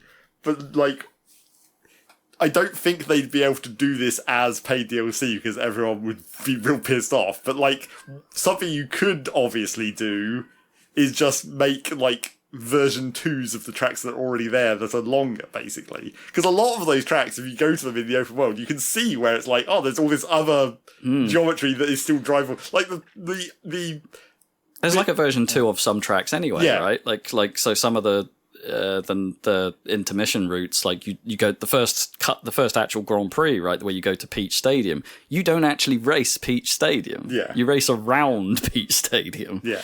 There's a couple of variants of Crown City, right? Well, and the Crown City ones are like 1/3 of its big lap. Right. It's one of those tracks that is just a big lap when you do it individually. Oh, in time trial, I haven't done the time trial for it. So, or in individual races or whatever. It's just I don't think it's ever come up. it's one big lap, so it's got those 3 segments that it can end with the different routes. But like you could do that with all the tracks, basically. If you took all the tracks that are currently just like 3 single laps and turned them into one 3-part lap, like the bigger tracks are. Yeah. I think, but Like you couldn't make that Bazaar DLC. Like Shy Guy Bazaar as well. That has an excellent alternate route. Yeah, there's all kinds of like And go it's- through the temple palace thing. That I didn't know. Yeah, that I didn't know existed because that only came up this week, and Yeah. I'm like, and it's like, oh, this is a great route. Like, why is this not in rotation more? Yeah, Like, so it's like I think that would be a cool thing to do, but you couldn't. That couldn't be the DLC, right? You couldn't be like buy the upgrade and like get the version 2s of No, I these see what you mean. tracks. It's like these things already exist. Like we've just opened up the other ribbons around them. Yeah. Yeah. Yeah, you couldn't do that. But yeah, that would be a cool thing to do as an update, just not paid one. Yeah. I mean, we're mocking the structure of this game a little bit, but there's like definitely in the last couple weeks, I'm still, even just the last week, even just the last couple days, I'm doing routes that I've never driven on before still. Like they're coming up in the online play, and I'm like, I didn't know. I didn't realize that I'd only ever driven Choco Mountain once, Right, in the Grand the Prix. actual- yeah. yeah, and like I went to it, and I'm like, what is this place? Like I don't remember this at all because I'd only driven it once in the Grand Prix, like when I first got the game, And a lot of I had routes no that go recollection through of it the only level. go through like one corner of Yeah, it as well. they just cut the whole thing off most of the time. And so when it came up like several times in my last online session, I'm like, this is actually a pretty cool track. It's like, it was nice and refreshing. The Dry Bones circuit. Yeah. That has never come up for me online. Not once. Like, and I don't think I've ever had a intermission route that goes there. So there's still stuff I'm not experiencing. So I'm excited to actually just uncover that at some point. Like the Shy Guy Bazaar alternate route, right? I've only ever played that once. And it's like, it's cool that it exists. I wish things like that happened more often. Because it feels like I'm getting the same old routes a lot of the time. And it's like, but there's plenty of other routes that exist that I don't know. Maybe that's to do with the online structure, you know, the fact that you're picking the routes, right? And that there was an early complaint that, like, if you're doing that, then, you know, your session tends to only hover around a part of the Right. map. You accidentally keep going backwards and forwards between 2 places because Yeah. that's just what people have to pick. Or That's the what random it's pick now. it's either what they pick, what the random pick, or what the game suggests, right? I mean, that's where when you got where it would just pick a track that was somewhere else on the map. It's like that was surely meant to be the solution to that kind of. Yeah. I just find it weird that I mean, they could quite easily just add some more Grand Prix with some of these extra routes in them as well. They could add Like, an infinite number of knockout tours, of course, as we said. yeah, the limit. I mean, I guess I understand why the knockout tours are limited, because the knockout tours, they do like, okay, there's barriers up around the sides of the tracks. They changed the obstacles that are on the route and stuff They like are that. creative. So there's a little bit of work there. But theoretically, each of those individual routes wouldn't have to be different. It's just like No. the way they link together might have to be slightly different. Yeah. Or, you know, for the routes that aren't covered, they would have to invent some more stuff to go on the track or around the track. Anyway, it's a pretty cool game, but But they better keep patching it. yeah, they better keep patching it. with patches that Well- people like. Well, they're definitely. I mean, the fact that they are patching it is good. Right. It has had 2 updates, I suppose, since launch. 2 updates a month. But none of them are actual content updates or anything super meaningful. But Yes, I mean, the first one of those will be where we find out what the tone's really going to be, right? yeah, and the cadence, Well, which is maybe. just You as need to see important. more than one to find that out, Yeah. technically. I unlocked mirror mode, Oh yeah, which weirdly has its own little sequence as well. Like, does it? like the like the Star Cup Star Cup, yeah. unlocking thing. Mirror mode has a dumb little sequence as well. Although I didn't look it up to know what the actual trigger is. I had sort of partially read what it was before, but like, I'm pretty sure you have to beat the Star Cup again to trigger that sequence. I think that's the last thing you have to do. Oh, okay. Like, you have to do some P-switches and question mark blocks and medallions and whatnot in the open world. hit a certain number. A certain number of them, and then I think you just have to do the Star Cup again for that sequence to trigger. Okay. Well, I haven't done 150 on Star Cup yet, so it's So hopefully it doesn't require you to do the 150 twice or whatever. yeah.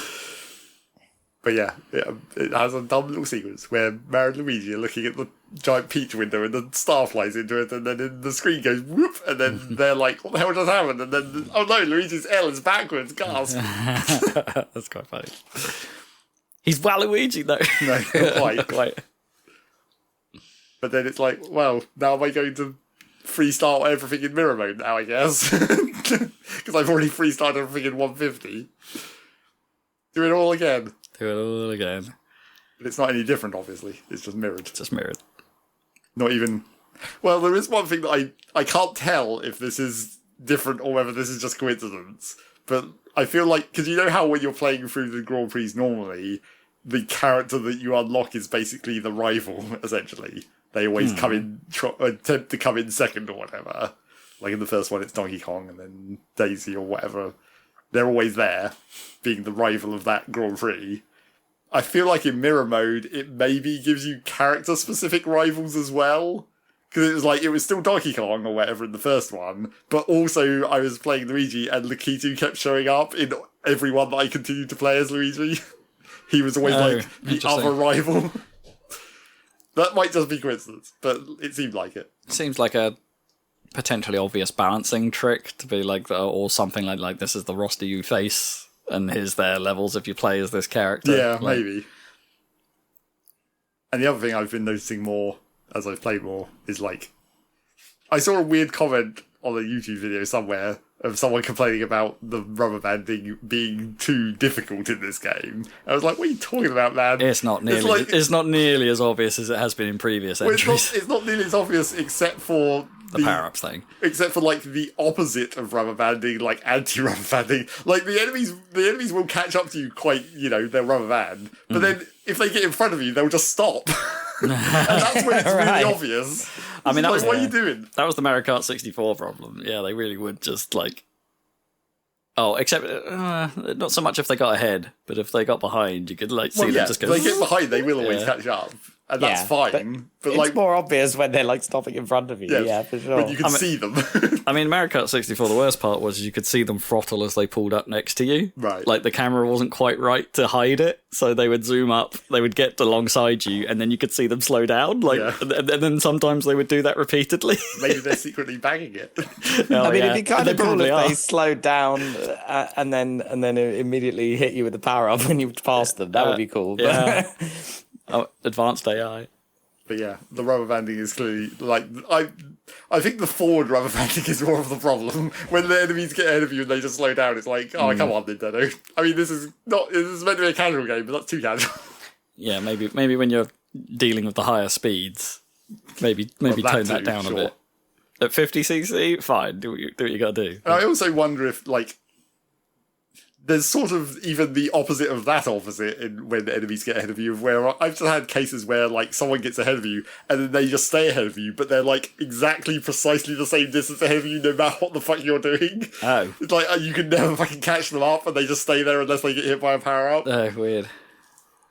I had that happen on a couple of knockout tours. It's just like, and because I was only in like second or whatever, I wasn't getting particularly good power ups. So it's like, Right, I can't, someone fire a blue shell, please. Yeah. But then it just doesn't happen and they just stay there ahead of me forever. Yeah, I can say I've had that experience on a single player knockout as well. Yeah, someone just gets ahead, they're going to stay ahead.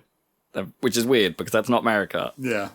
I wonder what Mario Kart would be like if they just turned off rubber banding in one mode. Like, what would how good is the AI actually? Like, what would this game really be like if there wasn't any of this background AI cheese? Like 150 EX or something. Like, Turn just on the hard mode. natural mode. And of course, everyone wants that 200cc mode. Well, sure. But that's got to be a free update. I think it says something about the courses, though, when I think my favourite bit of track, I think, in the entire game is Mario Circuit. Right. The SNES. Sure. The SNES bit. Yes. Well, that's because it's like an actual track. Yeah. It's an actual track, yeah. And it with tight turns and complicated lines and the mechanics support that. Like, you can drive that in those karts and with those. I mean, there's a couple of turns where it's really quite difficult. Yeah. To you have to start the drift super early and cut it in real hard. Cut it just right, but I like that. Yeah. But that's quite fun. Yeah.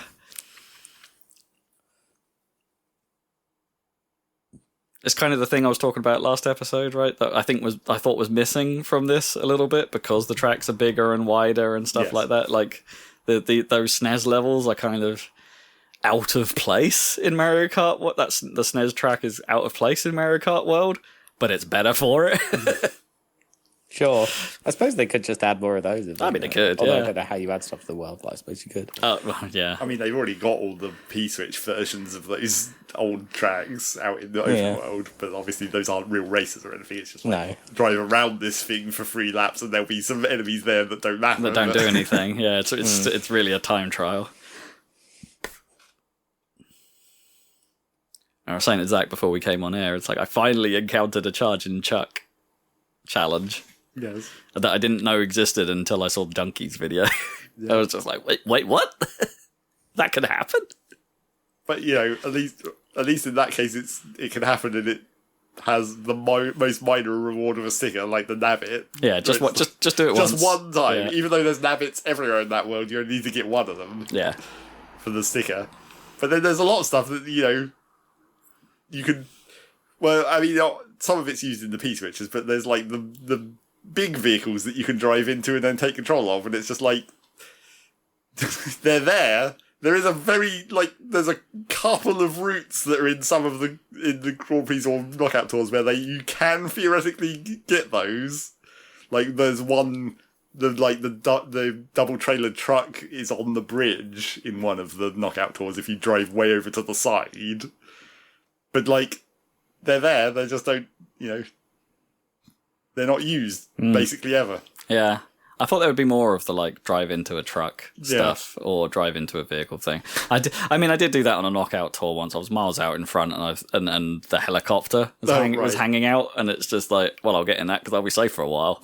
And the helicopter is even worse in the open world because it just, like, it lands randomly at a place, and if you don't get there in time, it just leaves. And it's random as well, because, like, I saw it on top of one of the buildings in Crown City that I happened to be trying to get on top of anyway. And I was like, oh, sweet, after I'm done making this dodgy jump to get this coin or whatever, I can go into the helicopter. But then it just left. But then, because it's a helipad, just, like, other random helicopters land there occasionally. Right. Like, am I just going to wait here and see if it comes back, or should I just leave? Is it on a timer, or is it just pure random whether that one specific big helicopter shows up on this one helipad? Yeah, it is nice that there is stuff happening in the world, but like none of it is consequential to what you're doing. But it's fun that it's there. I'm sure there are. I'm sure I didn't watch it, but I'm sure there was like a video of someone following that one toad that seems to just drive his car in the most weird places. But there's a lot of actual. Where is he going? If you're hanging around in the world, you can find all kinds of places where cars drive that are weird. Yeah, where it's just like just randomly across the desert. Yeah, ramping off the stones as well. Like he's going for it, which is weird because like what is.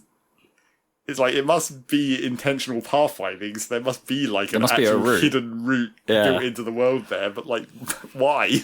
Because it's funny. Sure. We're at risk of going long already. No, sure. I mean... There's a lot of thoughts about Mario Kart, though. Yeah, I mean, you got to get your Mario Kart love in, and other thoughts besides. But shall we pierce the obscuring clouds of Claire? Yeah, we should do that. I mean, I think before we talk about that, I want to check in a little bit more with Fast Fusion while we're on the Switch front. Oh yeah, because I played a bit more. Finally got around to playing a chunk of that. We played it in Game Share as well. We played it in Game Share, yeah, which is talk about that, I suppose. Yeah, I mean, Zach, you should probably How does that talk about that experience because for me, all it really did was like all the sound was coming out of both systems. Yeah, which is weird. It was like having a split screen experience, but I couldn't see the other screen. Yeah. Which is what we speculated it might be doing. Like, it might literally be rendering essentially as a split screen, but only showing, like, the top or bottom half of it to you. Yeah, I mean, Fast Fusion's a weird one to test that on in a spec, because it's quite a, well, let's be frank, low-resolution game anyway. So the fact that it was running in Game Share, I didn't really notice any extra resolution loss. And I only had problems at the start. Like, it had some weird, like, you know, it dropped the stream or whatever partially, and the resolution was garbage to start with before it picked it up. But then once it settled down, it seemed fine. I mean, obviously, quite low resolution anyway because of the stream. Yeah, it's quite a hard test, in fairness, because like the speed that games move, that game moves. Yeah, but it seemed to work. I mean, that's really what we could say about that. It seemed to work. You do end up in a sort of like smaller window on screen, weirdly, even if you're the primary console. Like, it shrunk my window a little bit and put like a banner at the top of the screen saying you're game sharing. A bit like Game Chat does, if you know what I mean, when you've got that bar up, like the actual main game screen shrinks. So it was doing that, but yeah, it worked. I guess it would be more... the bit that I'm interested in is like how many games will take advantage of that for asymmetric style gameplay. Like if everyone gets their own screen, or pieces of information that only show up on your screen, how capable is the tech for splitting the screen up in that way? Probably not many. Yeah. I mean, we didn't talk about it when we were talking about Bananza, but, you know, there's the 2-player mode, which is slightly less bad than in Odyssey, because you get the players Pauline, except not really, because you're playing with mouse controls. Oh. And you're firing words like that come out as physical objects that fly into the world and then explode. It's basically the star bit shooting thing from Galaxy, except that modern. Waggle. Yes, with mouse controls. Desk waggle. So, you know, Daggle. They've continued to make the 2-player mode in games a complete afterthought, as you do. I don't know. Although it's right that it's there. Again, as is classic in these cases, it might also be completely unbalancing the game. Right, yes. Because they show it in a boss fight, and like they just use the word explosions to completely destroy the boss instead of punching it. It's just like, hang on a minute. But you might have a balance problem here. You might have undercut this. Well, it might make speedruns real fun. Well, yeah. Yeah, so if you're doing it normally and shouting at it at the same time. You've got 2 sets of controllers that you're wiggling between. Which could be fun to see a single person do. Or use your feet somehow. Yeah. Classic speedrunning techniques. Donkey Kong appropriate. Yeah, well, yeah. Have a banana in your mouth, and you're then using that banana to push the buttons. Yeah, have a banana. Have a banana. Yeah, Fast Fusion's real good. It should be pointed out that they had a content patch pretty recently. Right. As in a couple of days ago, that expands the track roster from what was initially like a mildly small roster of 12 tracks. That is now up to 15. And interestingly enough, the UI seems to leave space for another 3 tracks to be coming soon. So that's nice. Free updates, yo. And those are 3 returning tracks as well from Fast RMX. And it's like, that's a good thing, because I think the tracks in Fast RMX are generally better than the ones that are in Fast Fusion. I don't know. There's something about like Fast Fusion's track design that just feels that little bit more boring than what they were doing in RMX. And I think that feeling is across the whole game. Like, I don't want to make that sound like devastating, but it's subtle, and I think it's an effort to make Fast Fusion generally that little bit more accessible. Like maybe it's suffering from that a little bit. The game is slower. It is when you even at the same speed class, if you go and play fast RMX and this back to back, RMX is so much faster, or at least feels faster. Maybe it's a camera trick, not quite sure. But the game definitely feels faster in RMX. So you go back to Fusion, it's like, oh yeah, this really is slower. I think the jump means that they've added so you can now like fling yourself quite a long way into the air at the push of a button.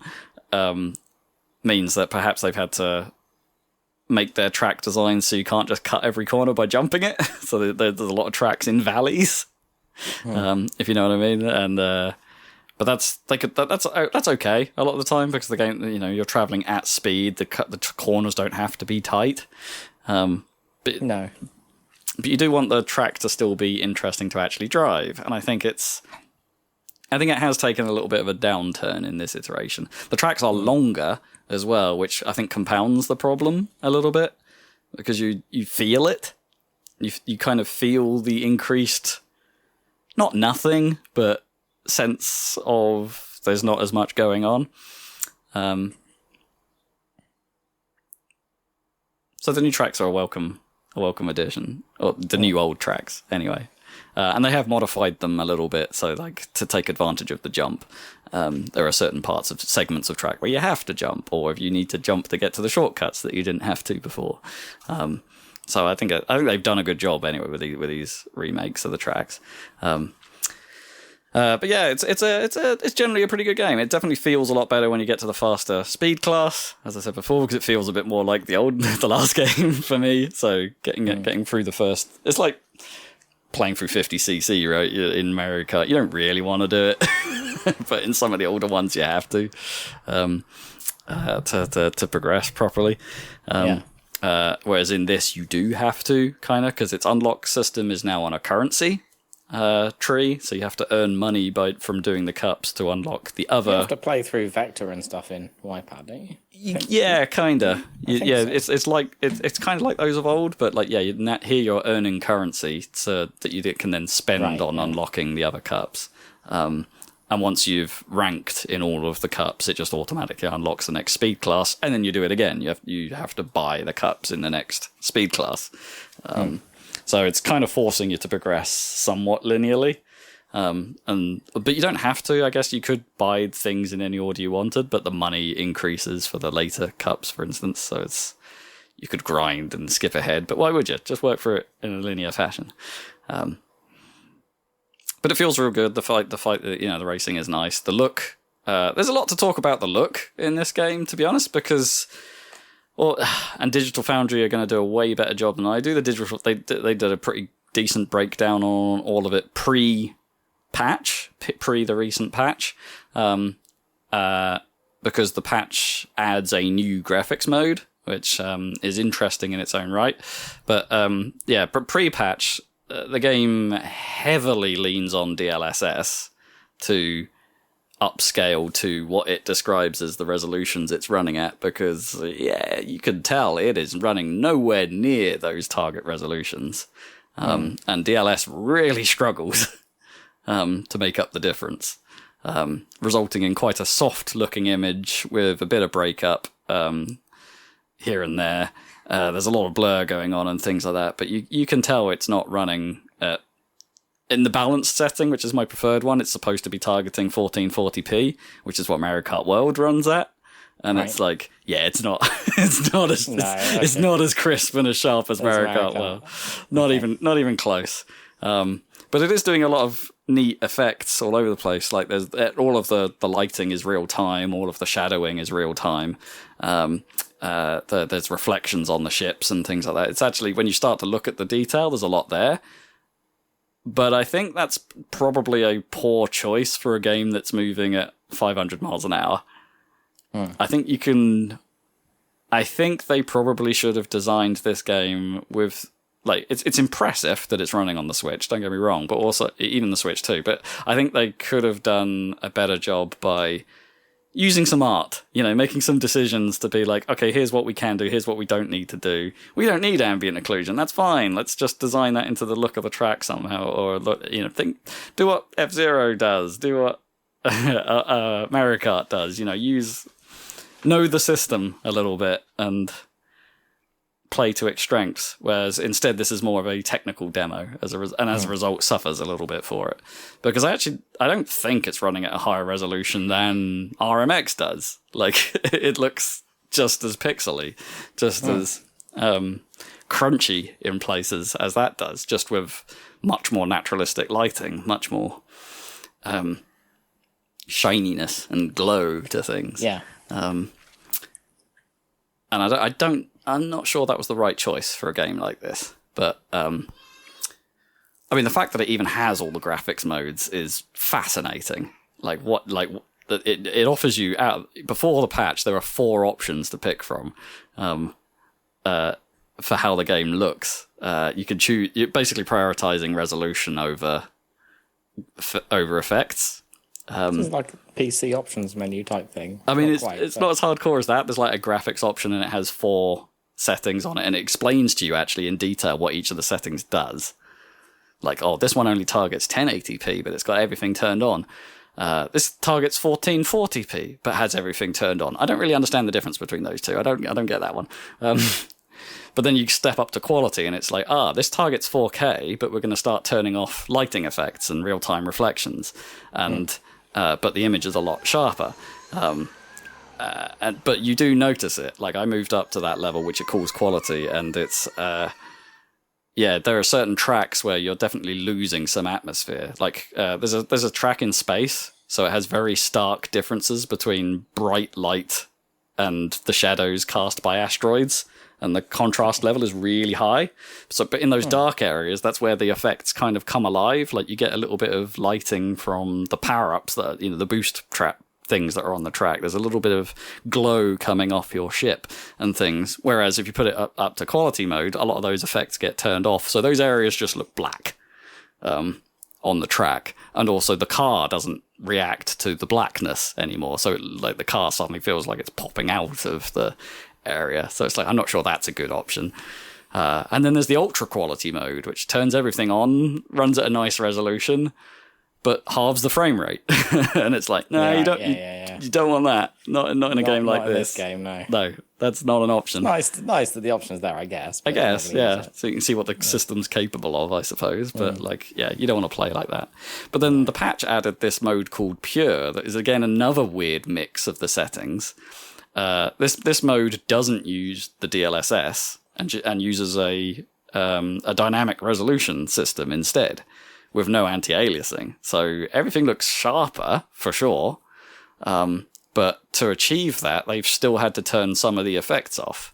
So you end up with the same problem on that space level, where the some of the glow and some of the character of especially in the darkened areas is missing. So I'm not certain that's a great choice either. So ultimately, the visual presentation is all about compromise. I don't think you're going to hit... There isn't one that truly satisfies. Not to me, anyway. Do you just want... I don't know. Do you want this on PS5 where there's no compromise or whatever? Oh, I mean, that would be nice. Yeah. It definitely gets rid of the problem. But as I said, I think they could have achieved a similar look by just designing for a lower set of features. If the track art was baked but designed in a certain way, I think you could have achieved similar results. I know Shinnon went on record talking about a little bit this. It's like, well, if we baked everything, it would be gigabytes upon gigabytes in larger of install. Yeah. So that's why we're doing things real time, because we like keeping our installs smaller. And it's like, was that really a worthwhile compromise? Or, as I say, could you have arted this out a little bit with some just texture work or something like that? I don't know. Maybe I'm not understanding enough about the modern games rendering pipeline, but I think it could have been... perhaps some other choices could have led to a similar presentation, or at least a acceptable presentation at a sharper resolution. I think it could have been done. That said, it's still a pretty cool game. And I haven't even talked about the fusion system, which is pretty sweet. I love this.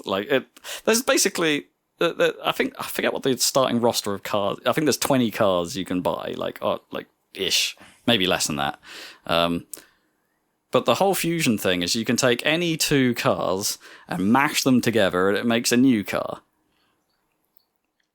And on top of that, the order in which you pick them, like which one comes first, matters. Okay. So there's 210 additional cars you can make in this game. Did the order matter in Pokemon Fusion? I can't remember. Yes. Yes, it did, yeah. It did. Okay. And so there's a bucket load of possibilities to mess around with. And it's fun seeing what you can come up with. I don't know how it's doing it exactly, like whether they've had to model all 210. I assume not. And that they've got some sort of like neat way of it picking what parts of the ship to use and combine them together, but they always look pretty neat, pretty nice. Like, oh, I can see what it's done there. I can see it's picked the pipe work from that ship has come over here. The weird blobby bits at the front of this ship are there. Oh, cool. And it's like, it's neat.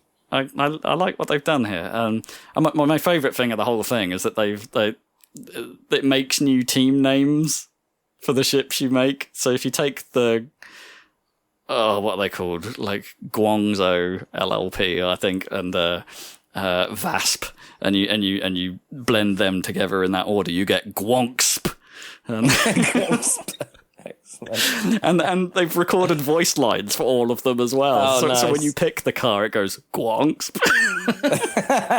Very nice. It's brilliant. I love it. Yeah, that's very cool. It's a great idea, and it's well Fusion. executed. Yeah. Clues in the name. That's all I really got to say about Fast Fusion. I'm going to be playing that for a bunch, but I don't really know how much there is to talk about it particularly. It kind of is what it is. It's like it's an anti-grav racer. If you like those, you will like this. It's a good one of those. So let's talk about Clair Obscur. This game is bloody excellent. I don't know if I said it before or alluded to it before, but this game is great. I mean, too long though. I think it's pretty long.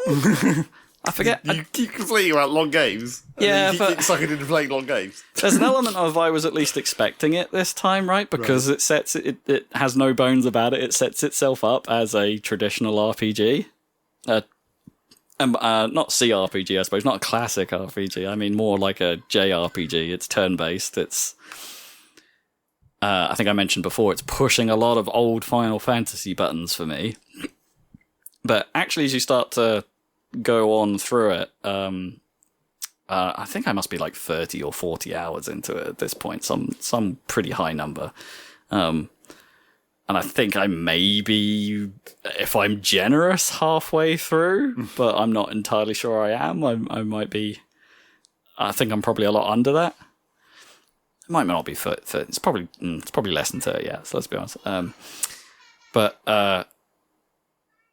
it looks complex at first, and it's still introducing mechanics to me, but I actually don't think it's that. It's not as complex as a Final Fantasy VII or especially not a Final Fantasy VIII with its junction systems or stuff like that. So it's every character has its own play style in this, but you buff them and you basically you spec them all in the same way. They have 3 magic slots that you can put what they call pictos into, and they're not really magic slots, they're like buffs. Again, it's like that you can, if you have this attached, slots. It's like you'll start a fight with more action points if you have this attached, or when you fire your gun it will do 50% more damage, or it will have a chance to burn stuff, buffs like that basically there. But if you have them attached to the character, you get that buff for free essentially. But if you hold on to that pictos if you hold them on that character for 4 fights, you then learn them as a Lumina. And what that means is you can then spend a resource pool you have of Lumina points into attaching that buff to your character without needing the Pictos attached to you. So you can and that unlocks for every character. So if you've done it with one character, every character then has potentially access to that Pictos without needing to carry the Pictos, if you see what I mean. But it's just another resource.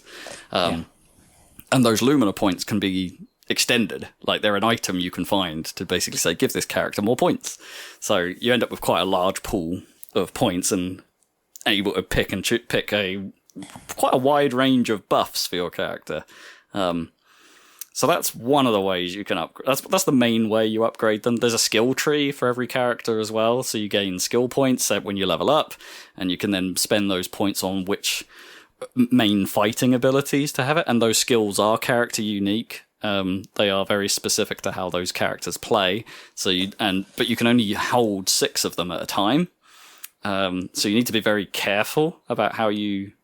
That's the strategy, basically. Like, how do you want to combine your skills in a way to maximize how that character plays? That's how the specking. Oh, and there's ability points. When you level up, like, you choose where those points go. So you can on each character individually. So it's like, I want this character to be fast. So you spec it all in agility or something like that, and stuff like that. So there's a reasonable amount of flexibility there, but I wouldn't say it's like as complicated as FF8's junction system or anything like that. Or there's no summons as far as I can tell, or at least that hasn't happened to me at this point. Maybe there is at some point, but there's no systems like that, or there's no compatibility with summons or anything like that to worry about. So on all those systems described, that is pretty much all there is, and so it's not as complex as one of those, is what I'm trying to say. Right. You still equip weaponry, and there's still elemental effects associated with those weapons, and those weapons can give certain stat boosts as well. So it's you are making a build per se, but there's no. I wouldn't say there's as much long-term concerns as there are perhaps in other RPGs of this ilk. It's a bit more streamlined than a classic, PlayStation Final Fantasy. Exactly. So you spend half your time in menus, basically. Yeah, I mean, avoid that. I mean, you pop back to the menu fairly often because you might be unlocking it, or you might have earned enough ability points to just like, well, I better spec those, I better stick those points into something, or I've got enough skill points to consider mixing up my strategy, or I just want to try this for a bit, see what happens. So you do spend a reasonable amount of time in the menus, but not necessarily having a deep thought process about it. Which is fine. That's cool. I can get behind that. The combat itself is fun because it's reminiscent of like Lost Odyssey to me a little bit, in that it's got an active element. So pretty much every attack you do has a like press A at the right time effect. Right. The very quick time event, essentially, very clearly displayed on screen when you do it. Paper Mario style. Yeah, and those can either buff the effect or they can extend the combo of the attack you're doing. Some will just stop early if you don't get those right, whereas others will carry on for additional hits if you get them right. So they're worth doing. What's more interesting is the dodge system. The dodge system is deep and is getting deeper as the game goes on. I say it's deep. It's like you've got choices, basically. There's like when attacks come at you, you can choose to either do a dodge, which is has a much easier timing window than a parry. If you choose to do a parry, you need to get a very precise timing window, same as the dodge, basically. The window's the same. But if you manage to parry every attack in an enemy's combo that's coming at you, you then counterattack. And those counterattacks are powerful. And they sound cool, and they look cool, and they're very satisfying to do. You're trying to hit like 3 parries in a row or whatever. Yeah, exactly. You've got to get them all. And I think this is where a lot of the game's trickery is, because those attack patterns aren't... It's not like there's a pattern that's common to every enemy. All the enemies, like this guy will hold his sword up for a certain period of time, but that certain period of time is going to be different to other enemies. Certain enemies have like combos that look similar, but they then go into a slightly different attack. So it doesn't make it easy for you. those windows can be pretty small sometimes. And annoyingly, it's like one of those like where if you perhaps mess up one of the dodges early in the combo, it's like your timing just gets blown out, like trying to dodge the rest of them. Because the character hasn't got back into position after the first dodge to be able to do the second dodge, that kind of thing. Like you end up out of sync with the attack, and it's like, oh, bugger, I'm going to take this one. But then there's also jump dodges. Certain attacks sweep along the ground. So and these are telegraphed. There's like a big symbol on the screen for these. Whereas when you jump them, you could then potentially counter attack whilst in the air whilst jumping and take a pot shot at them with your gun. Those are fun to pull off. There's also gradient parries. So there's a certain attack that happens later on in the game where the color drains from the screen when the enemy winds up for something, and if they do that, that means you've got to gradient parry instead, which has a slightly more generous hit window than a parry, but you still have to get it right. And if you get it wrong, you're really going to get hurt. But if you get it right, those counters are even flashier than the regular parries. Yeah, so all of that's going on in a fight, and that's just defensively. Right. Yeah. Like when you're on the offense, you're trying to balance, as I said before, you're trying to balance your character's abilities to like, what is the best sequence I can use to maximize what I'm doing here? Right. I can see the turn order because there's a turn order list on the left-hand side of the screen, and it's like, right, okay, I can see this guy's going to go first. All right, I can use this guy to set them on fire. Cool. And I know my second guy has an ability that means if I attack someone else, the burning enemies will also get hurt by that. Great. So I'll attack someone else, but the burning enemy's also going to take damage. Great. So now I'm doubling my damage on that next attack. Brilliant. This other character has multiple stances, so I need to. But I can use a specific skill against a burning enemy that forces me into a specific stance. So I'll do that against the burning enemy as well. It's about chaining your team composition together in a way to do as well as you can, whilst also not dying. There's quite a lot to this. It works really well. It's presented super well. I think the visuals, you can tell it's a little bit jank in places, right? They made a big deal of this being a small ex Ubisoft offshoot. Yeah. Double A game. Yeah, so you can tell there's a little bit. It's a little bit jank. Like some of the animations don't necessarily always look great. Some of the lip syncing in cutscenes doesn't look brilliant. It drifts quite a lot at times. But for the most part, the presentation is excellent. I was playing it in the 30 FPS mode at first because it sort of gave me some nostalgia for like old RPGs to an extent. A bit of me was just like, yeah, man, I'm playing an old ass RPG, but it looks rad. But after a while, I was like, oh no, actually, the 60 FPS mode doesn't actually look that much worse. Like almost imperceptibly. And runs at 60 FPS, which makes the quick time events and the parrying a bit easier to see. So I switched to that eventually, but it looks cool. And the soundtrack is something else. The soundtrack is excellent. Oh, really? Like, really, really good. Like it's what's the style? Oh, it's hard to explain because it's mostly. I'd say it was mostly symphonic, like the main battle theme, for instance, is like a grand symphonic theme, but it's really quite good.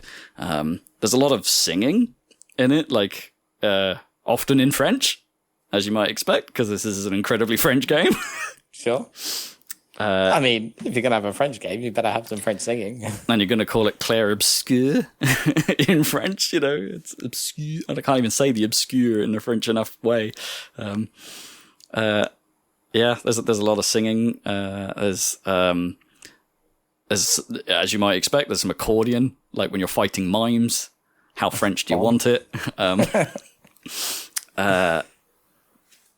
But then every now and then there's like a real curveball bit of music with like some guitar dropping in and some synth happening. It's like it's an eclectic mix, but boy does it work. It's because the world, I haven't even talked about the world or the setting or anything like that. I think I talked about the setting before, where the whole thing is like there's this the whole point of the expedition is like you're trying to stop the Paintress, who is this mythical giant being out into the sea, from changing the number on this giant monolith in the distance, because when she does, she reduces that number, and everyone of that age and older dies in a process they call the gommage. So the expeditions are sent out every year. The number of the expedition matches the number on the monolith. So you are, the number's down to 33, so your expedition 33, off you go. And this has all been in place since a mysterious world-changing event called the Fracture that leaves the world really, like, there's a lot of floating stuff.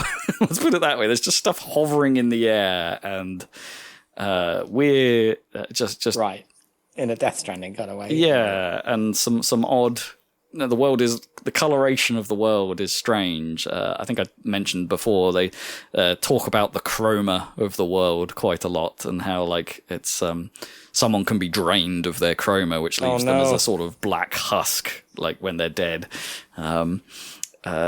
It's or there are certain areas where it's like, wait, these trees are blue. Why are they blue? The chroma is weird here. It's I'm not sure it really. I think they're using it as kind of like an excuse for the art direction more than they are like an actual story beat. But it's like it's kind of neat. Like it informs the world and why it looks how it looks. A lot of caustic reflections, if you're into that. I love some caustics. There's a lot of caves with caustics going on. Yeah, baby. There's a whole area where the entire world is like early on in the game. There's a region that's like it's underwater, but it's not underwater, so it's casting caustics everywhere. I even like crappy fake caustics in old games. Yeah, I mean, there's a caustics texture animated texture that I'm all for it. Yeah, it's got that look. It's definitely got that look. So I really like its visual style as well. The story is let's say bleak. It's pretty bleak, but it has its Moogle equivalent to add some levity to the situations. It can be funny in spots. I found a "This Is Fine" reference. Dog in a burning house. This is fine. Yep. Yep. It definitely has its moments of comedy. But yeah, the main story is pretty bleak. I encountered a pretty. I don't know if it was if it's a skippable event, but I don't even know how to describe it without going into too many spoilers. But a pretty significant event happens that left me a little bit blindsided, and it's just like, oh wait, you did that so early? Oh damn! And I'm pretty sure the game has a few tricks. It's holding a lot to its chest right now. That's kind of the whole point of this world. You don't know anything outside of. You don't know a lot really outside of what the stories of what things were like before the Fracture, and maybe the records you can recover from the previous expeditioners as you find their camps and their logs and stuff like that. Other than that, you don't know anything really about what you're getting into. And so, yeah, the story is quite mysterious, and they hold a lot of the cards to their chest but intriguing. Yeah, but it is intriguing. I want to know what's going on. Yeah. Severance style, yeah. Nice. It's really good. It's really good. Cool. I mean, this ain't a Rob review. This isn't a. I've got very little negative to say about this. If you want a couple things, it's got some classic RPG stuff where it is possible to just bump into an enemy that is way more powerful than the others in the area. Right. And it's like, I quite like that sometimes. Yeah. When it's like, it's not entirely. It feels a bit weird when everything is exactly scaled to you or whatever. So that's kind of fun if you accidentally die because you ran into the wrong guy. Yeah, there's definitely some areas in the map. It doesn't random battle. Like you can always see the enemies you're about to face, and it has like a rest system. So it's like when you defeat that enemy, they disappear off the planet until you visit a camp and you rest, and then all the enemies respawn. So you can do the sort of Dark Soulsy grind if you want. But there there are definitely places on the world map. It has a world map that's presented like they'll have a red portal to say this is an area transition rather than, and it's like they're clearly marked as dangerous.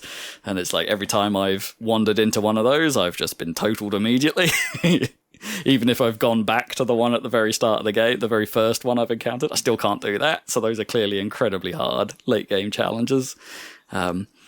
You'll occasionally find enemies that are called chromatics, that are variants of some of the normal critters you'll face along the way, but that are much harder. They tend to have different attacks, and are generally just much tougher. I've only been able to take out a few of those so far. Generally, if you're in an area that you've never been to before and you stumble upon one of those, don't fight it. You'll need to come back to it later. There's definitely some parts of the map a little bit Final Fantasy style, where you go there and there's clearly a thing you need to do, but you have absolutely no idea how to do it. So it's like, well, I guess I'm coming back to this place at some point. There's mysteries. It's, In some ways, it's an old school design, but it's just an incredibly well executed one of these. Nothing wrong with that old school. Oh no, absolutely not. As I've said before, it's like they don't make games like this anymore, and it's like it's so good when they do, and they're great. Sweet, so good. Recommendation, sweet. Yeah, that's me. I remembered that like I may not like Blade Runner 2049 that much, but it does have caustics. It does have caustics, yes. Gotta love those caustics. It's on Game Pass as well, so and available on PC. So okay. And I believe it's been released on PlayStation just as a normal purchase. So available everywhere. Fill your boots. Definitely play. Check it out. Not available on Switch. Not yet, anyway. It might, it could one day, I'm sure. Yeah, it could possibly be toned down to run there. Or streamed. Oh god, let's hope not. Right. What the heck is going on? Are we way over? Like, is Zach had a chance to talk about that anything other than Mario Kart? Perhaps not. No. I mean, I don't think there's necessarily too much I need to talk about, but I will Quick briefly. update. I beat Blue Stake on Balatro, finally. Oh, you finally did. Finally. Okay. I got a fun run with burglars. I had triple burglars. Okay, that's a lot of turns. Yeah. So it negated the problem of not having very many discards. Right. So that was how I cranked through that one. It was a fun run. Right. Well, my problem at the moment is that, as seems to happen almost like every year for some reason, every goddamn thing is updating at the same time. Oh, really? I don't know why they keep doing this. These goddamn random developers who are mysteriously all like synced up internally to some kind of update cycle where they're just like, here, have an update all now. I wonder if there's like a statistical benefit for releasing updates in the summer. Well, or they get like early warning of when the Steam sale is going to be exactly. Like, they probably do. Yeah. But like, how early? Like, how much can you build around that for your actual major release or whatever? Or maybe they don't. Maybe they just like assume like there'll be a Steam last year or whatever. Yeah, probably. there'll be a Steam summer sale. So what we'll do is we'll just have an update ready to go, and then as soon as we know when the Steam sale's happening, it's like we'll just time it all up. Yeah, it could be. But yeah, fucking everything's updating again. So I'm still not done with Captains of Industry, although I took a bit of a break from it, which is risky, obviously, because it's very easy to fall out of that kind of game when you get to a certain point of complexity. Because I launched the space program, like I launched the first rocket to put the space station into orbit, and then was immediately like, oh god, this is probably too much. Because like I talked before about how if you turn like research on to full power in my base, it like eventually just sort of dies because it can't keep up in the long term. Like it has buffers or whatever, where it's like you can run this for a while, but if you keep running it forever, everything just sort of grinds to a halt, kind of. But then, like, with the space program, it's sort of the same, because you're having to constantly maintain the space station, which means you're having to constantly launch more rockets to keep up with its maintenance or whatever. And this is only, like, the tier 1 version of the space station, which is, like, unmanned, so it's like, you're only launching, like, mechanical parts, basically, to the space station to keep it operational. But then you need to upgrade it to, like, the manned version, and then you have to worry about, like, all food and whatnot sending up to the space station, so you're going to need to launch even more rockets. So, I mean, I guess it takes a lot for you to say this is too much. Well, it's not too much necessarily in terms of complexity. It's too much in terms of like my base just isn't scaled right to do that much stuff at once.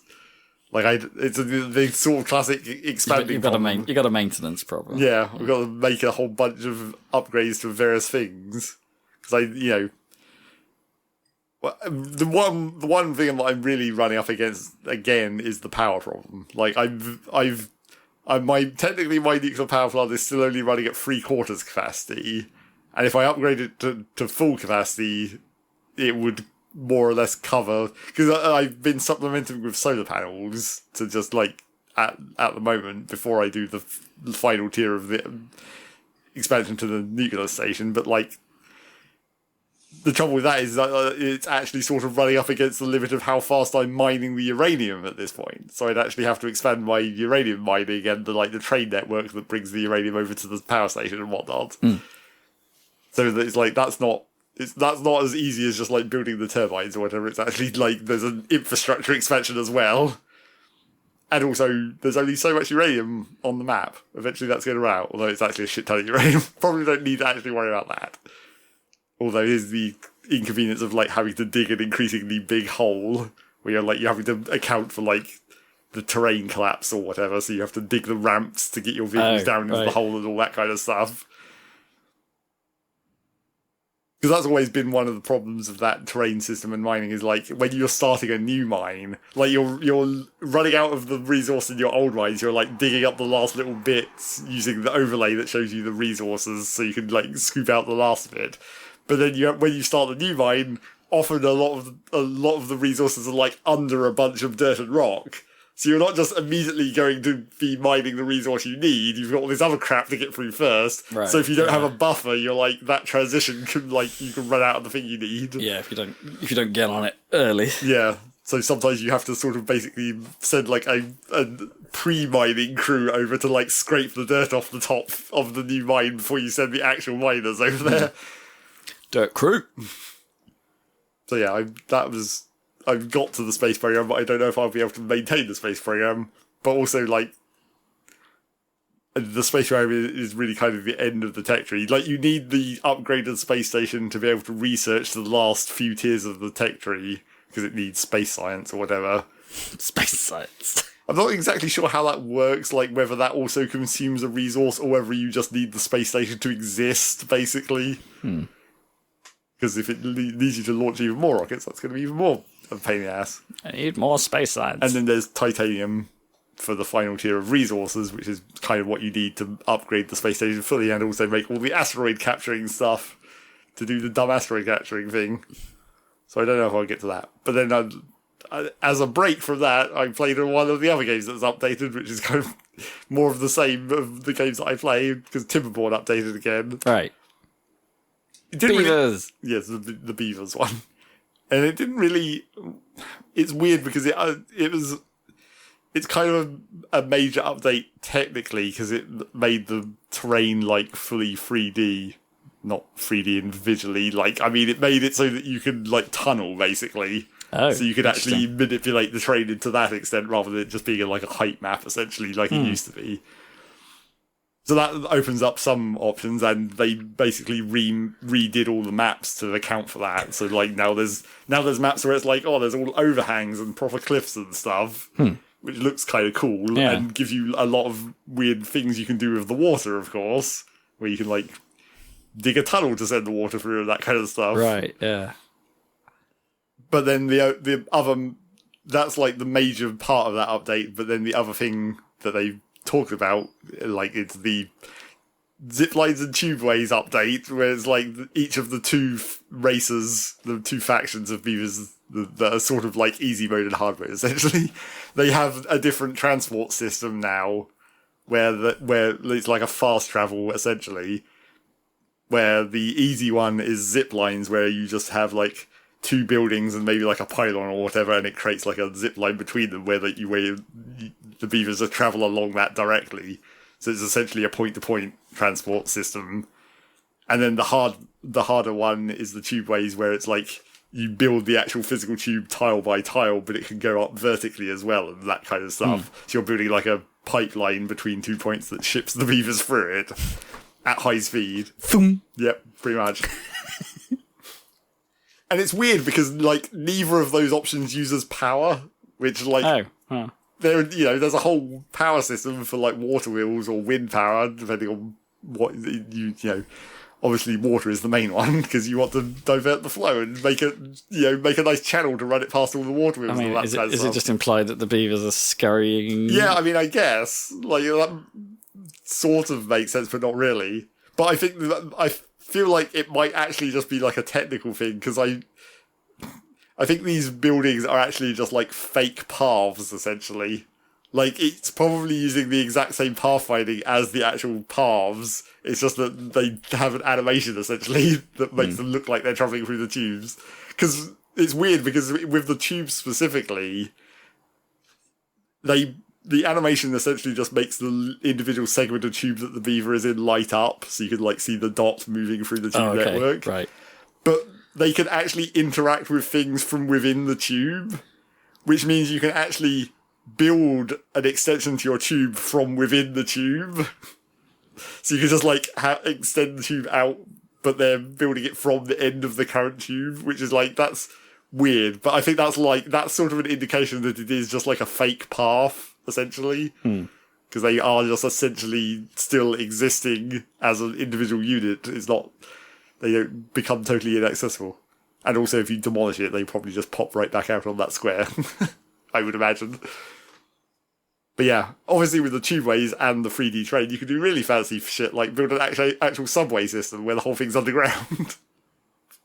And you just have the stations on the surface, if you want. And then probably it'll accidentally get filled up with water, because that happens. But luckily the tubes are completely sealed, so it doesn't matter. They can be underwater. You can run them straight for a lake and it's fine. So yeah, I played quite a lot of that. Yeah, I was just looking up how this. I realised I hadn't actually ever seen how Timberborn looks. Right. Like, just having a little. I mean, it looks like one of those. Yeah, it sure does. But yeah, it's weird that neither of those systems use power, especially the tube one, because that whole faction is more based on the power. Like, a lot more of their stuff uses power, rather than the other one, which is more like natural based. But yeah. And then, I played that game through. I played a couple more runs through, essentially, with each of the factions. And I think, like, partially it's because I'm understanding it better now that I can do these runs this fast. Right, yeah, I was about to say a couple of runs. Yeah, it seems like. Exactly. But there's also this weird problem that game has. I think I've probably talked about it before when I played it, but, like, it has the goal of building, like, the Wonder or whatever at the end of the tech tree, essentially. The Beaver Shrine. Yes. But, like, you don't... A temple to all that is beaver. You don't necessarily even need to use all of the mechanics of the game to do that. Like, in the last run I didn't even need to build the robots. Because you can have, like, robots as an alter to beaver... The beavers working in your buildings, you could just replace them with robots. But you don't need to do that, necessarily. You can just maintain a normal population with, like, food, essentially.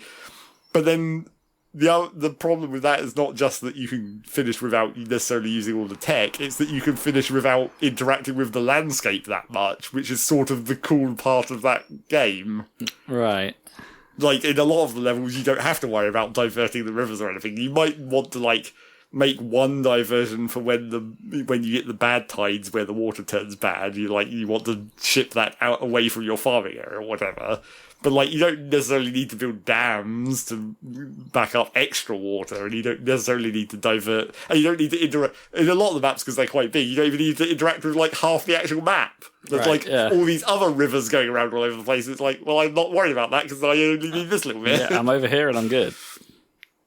But it's like you can do some really ridiculous cool things where you could totally terraform the map, and there's all kinds of videos of people building really stupid things. And it's like, I'm just going to build this entire base underwater, or I'm just going to level this entire map, basically, and build, like, a multi-story slices of terrain instead of, like, actually using the map as it exists. It's like, that takes so long, and it's like there's there's no in-game reason to do that. It's purely just because you want to, and that's not really enough of a.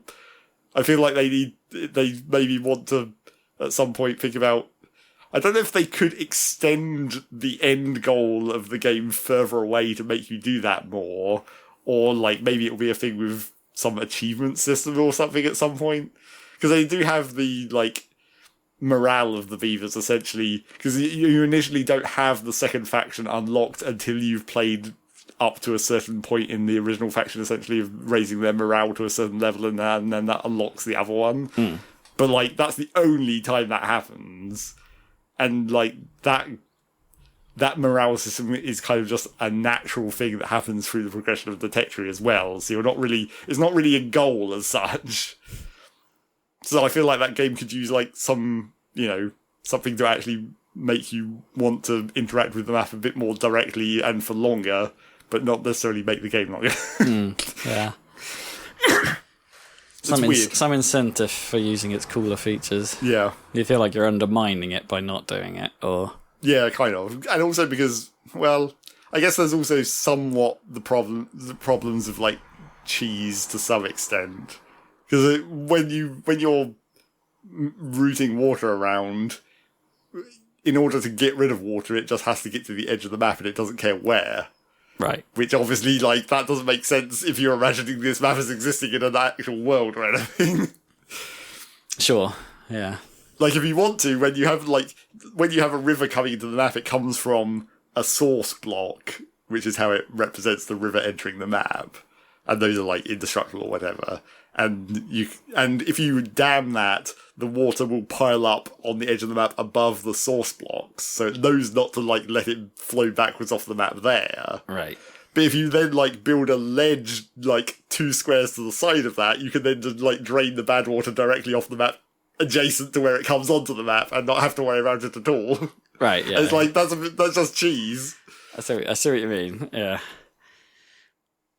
Like, I don't know how you'd solve No, that. that'd Like, be difficult. the map would have to like be like there'd have to be like an area around the edge of the map that you just can't touch. Yeah. To make it seem less weird. Yeah.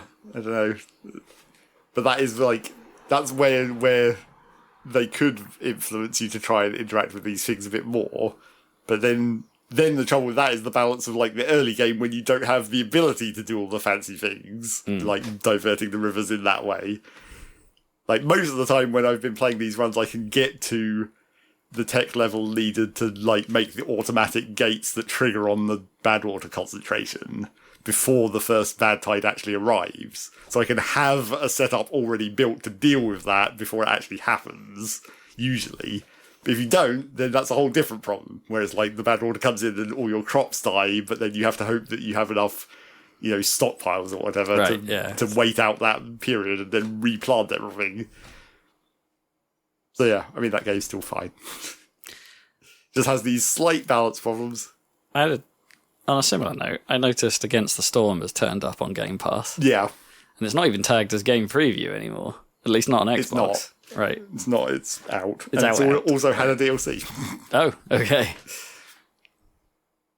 But they're still updating it, so even though it's out, it's still one of those games where there's like fairly significant changes still happening occasionally.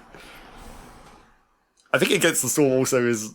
I didn't realise this, but it's like an Amazon Prime thing, because it's is it? one of the developers under Amazon's gaming division or whatever. Huh. So that's weird. Amazon are putting out a game. Kind of. Kind of. Yeah. And Amazon are buying the rights to a game, kind of. Well, yeah, probably. And then I also played some Rocket League, which I don't want to talk about because, once again, Rocket League has done the thing where so long after it was really relevant, they've patched a thing that should have always been there. Where, like, now, even in competitive or whatever, if you're playing as a team with your team, you get the team colours. What? They finally did that. They did it? After all this time. Oh, wow. Okay. Wait, didn't it do that sometimes anyway? It did in, like, custom matches. I know, I thought it used to turn up sometimes. And it does if you're playing against AI. Oh. It would use the team colours there. Yeah, in the single. I thought it did it occasionally in multiplayer, but it was... your whole team had to be that colour. Yes. But I think that was only in custom matches or possibly tournaments might have done it. I could have sworn it might have been in ranked at one point when we used to play as a complete team. Anyway, but Well, yeah, maybe. But yeah, now it just does that. It does that all the time. And they've actually updated the club system to actually have like stat tracking for the club and that kind of stuff. It's like it actually matters to some extent now. Nice. Right, that's cool. I wonder if this is in reaction to Rematch coming out. Maybe they were like, oh shit, we need to do something moderately big to make a little bit of noise about Rocket League. You got any inkling towards Rematch at all? No. Or any thoughts about Not really. No? I mean, my cousin's been playing it and he says it's rad. But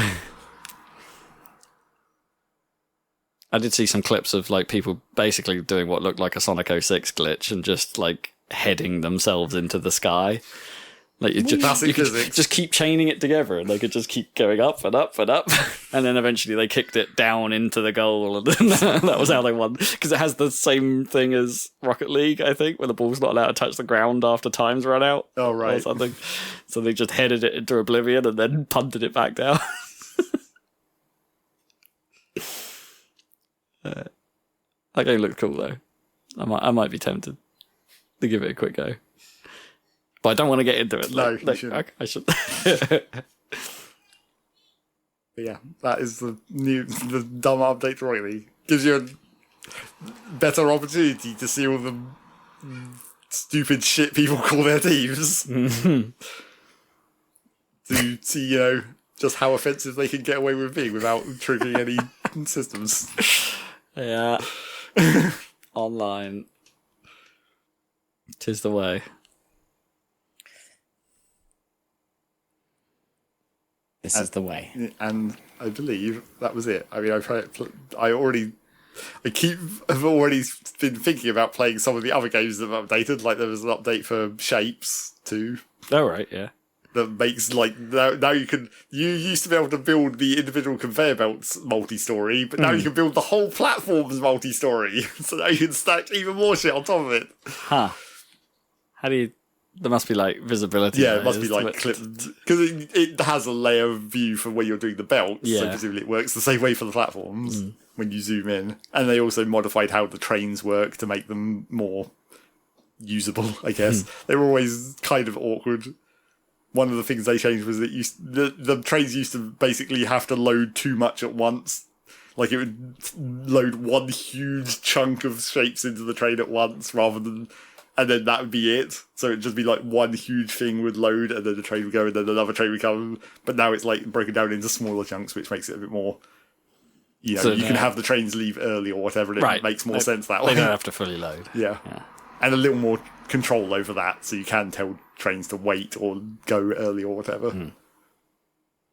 So I might end up playing that. Still Satisfactory had a 1.1 update, so I haven't got to that yet. That doesn't seem like there's so much. I mean, they seem to be their updates post launch are going to be leaning into more like, there's not going to be any more substantial content. I don't think it's going to be like minor quality of life stuff. Right. Like they made it so you can have like junctions in your hypertube, so you can actually choose which direction you want to go while still in the tube. Because the way you used to do that before is you just make a little building where you get out of the tube and then choose which entrance of the next tube you want to go in. But now it's just a built-in part of it. So they actually did the system properly, is what we're saying? They 1.0'd and then we're like, this is what we wanted to make. It was kind of always going to be like that with Satisfactory because of the map being fixed. Yeah. So all the resource nodes are always going to be the same and everything. So like, you can't really just, you could theoretically add a whole new resource to that, but it would take a lot more work. Yeah, to balance out. So yeah, not considering some sort of generated map. Well, not really. I don't think they don't seem to want to do that. There has been like minor amounts of speculation about maybe just doing a second map, like an alternate map. DLC. Yeah, possibly. I mean, they're probably going to be looking at DLC eventually. I don't know. I just found it mildly refreshing when you said it's like, no, they feel like they're done, and it's like, all right, that's the cool. Be upfront about that. Don't let everyone like hold out hope. Well, It's like how the RoboQuest devs did recently, right? And it's like, okay, disappointing for us, where it's just like, oh man, like I could take more content for that game any day of the week, but also it's fine. Just be if like it's nice for you to be like, no, we're good. but Like, that was like a post-release win done rather than a 1.0 the game content is finished kind of done. That was like Sure, yeah, we're just done making this game altogether. we finished the roadmap we intended to do, and it's like we haven't got any more. We're done. Yeah. Yes, they're clearly going to continue to work on Satisfactory for quite a while. Just not with quite such major effects, probably. Right. Yeah. And that was it. That's all I've played, and a bunch of things that I will theoretically be playing because they can't goddamn stop updating. More updates coming. It's the summer of updates for some reason. Yep. Sup? So look forward to more of that next time. Except we're probably done with Mario Kart updates for now, for a while. But Well, we'll see. maybe. Who knows? They might drop the Might big get more. first update by next podcast. Yeah, who knows? Oh, I Let's doubt see. it. I think they'll. When is Bananza? That's not long, right? So it's. I don't know if it's the second or third week of July, but I think they're gonna. Nintendo are quite smart about this. They tend to find gaps in the scheduling before they release major content updates. So I well, we might get a content update in terms of costumes for Donkey Kong, Yeah. but to go with it. but I don't think there'll be anything like significant for a while. We'll see. Maybe everyone bitching at them will make them hurry out something out.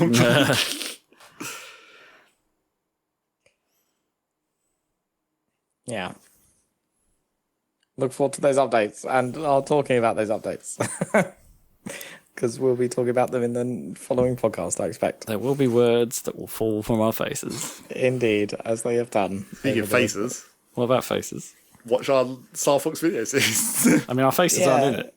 Not our faces. Not our faces, but if you like Plenty of faces, If you like face. Fox faces. If you like one specific face from Star Fox, Okay, yeah, I see what you're getting at now. Yeah. Yeah, if you like a particularly large face. I mean, that episode's watch our not out latest yet, but it'll be episode. out next week. yeah. Yeah, it's coming soon. So stay tuned to our YouTube channel for, what you associate with faces and Star Fox. The exactly predictable thing. Yeah, the exact thing you expect. But maybe don't expect the way that we deal with the said face. So if you want to find out, then that video will be up shortly. Check it out, along with the rest of our entire Star Fox adventure and many other videos besides. And Is it one adventure or is it multiple adventures? It's plural in the title, Yeah, but I but- feel like that was an adventure. Yeah, I feel like it's a singular adventure. Yeah, pretty much. Yeah, an episode in the adventures of Fox Star Fox. McCloud. Like if Star Yeah. Fox Adventures had become a series, then they could have got away with that name. But Yeah, I think on the basis of what we saw, I think leave it there, shall we? Star Fox Task, Yeah, the tasks have been completed. Star Fox done nothing. It's tricky. It is. Yeah, to rock a rhyme. Tricky. That's right on time. It's How is tricky. it? Not this podcast. This podcast is not right on time. No. But no, this is right on time. So join us in a couple of weeks for another podcast, and we'll see if we'll be right on time then. You'll find out. See you then. Bye. I couldn't do the roll the R. I couldn't roll the R.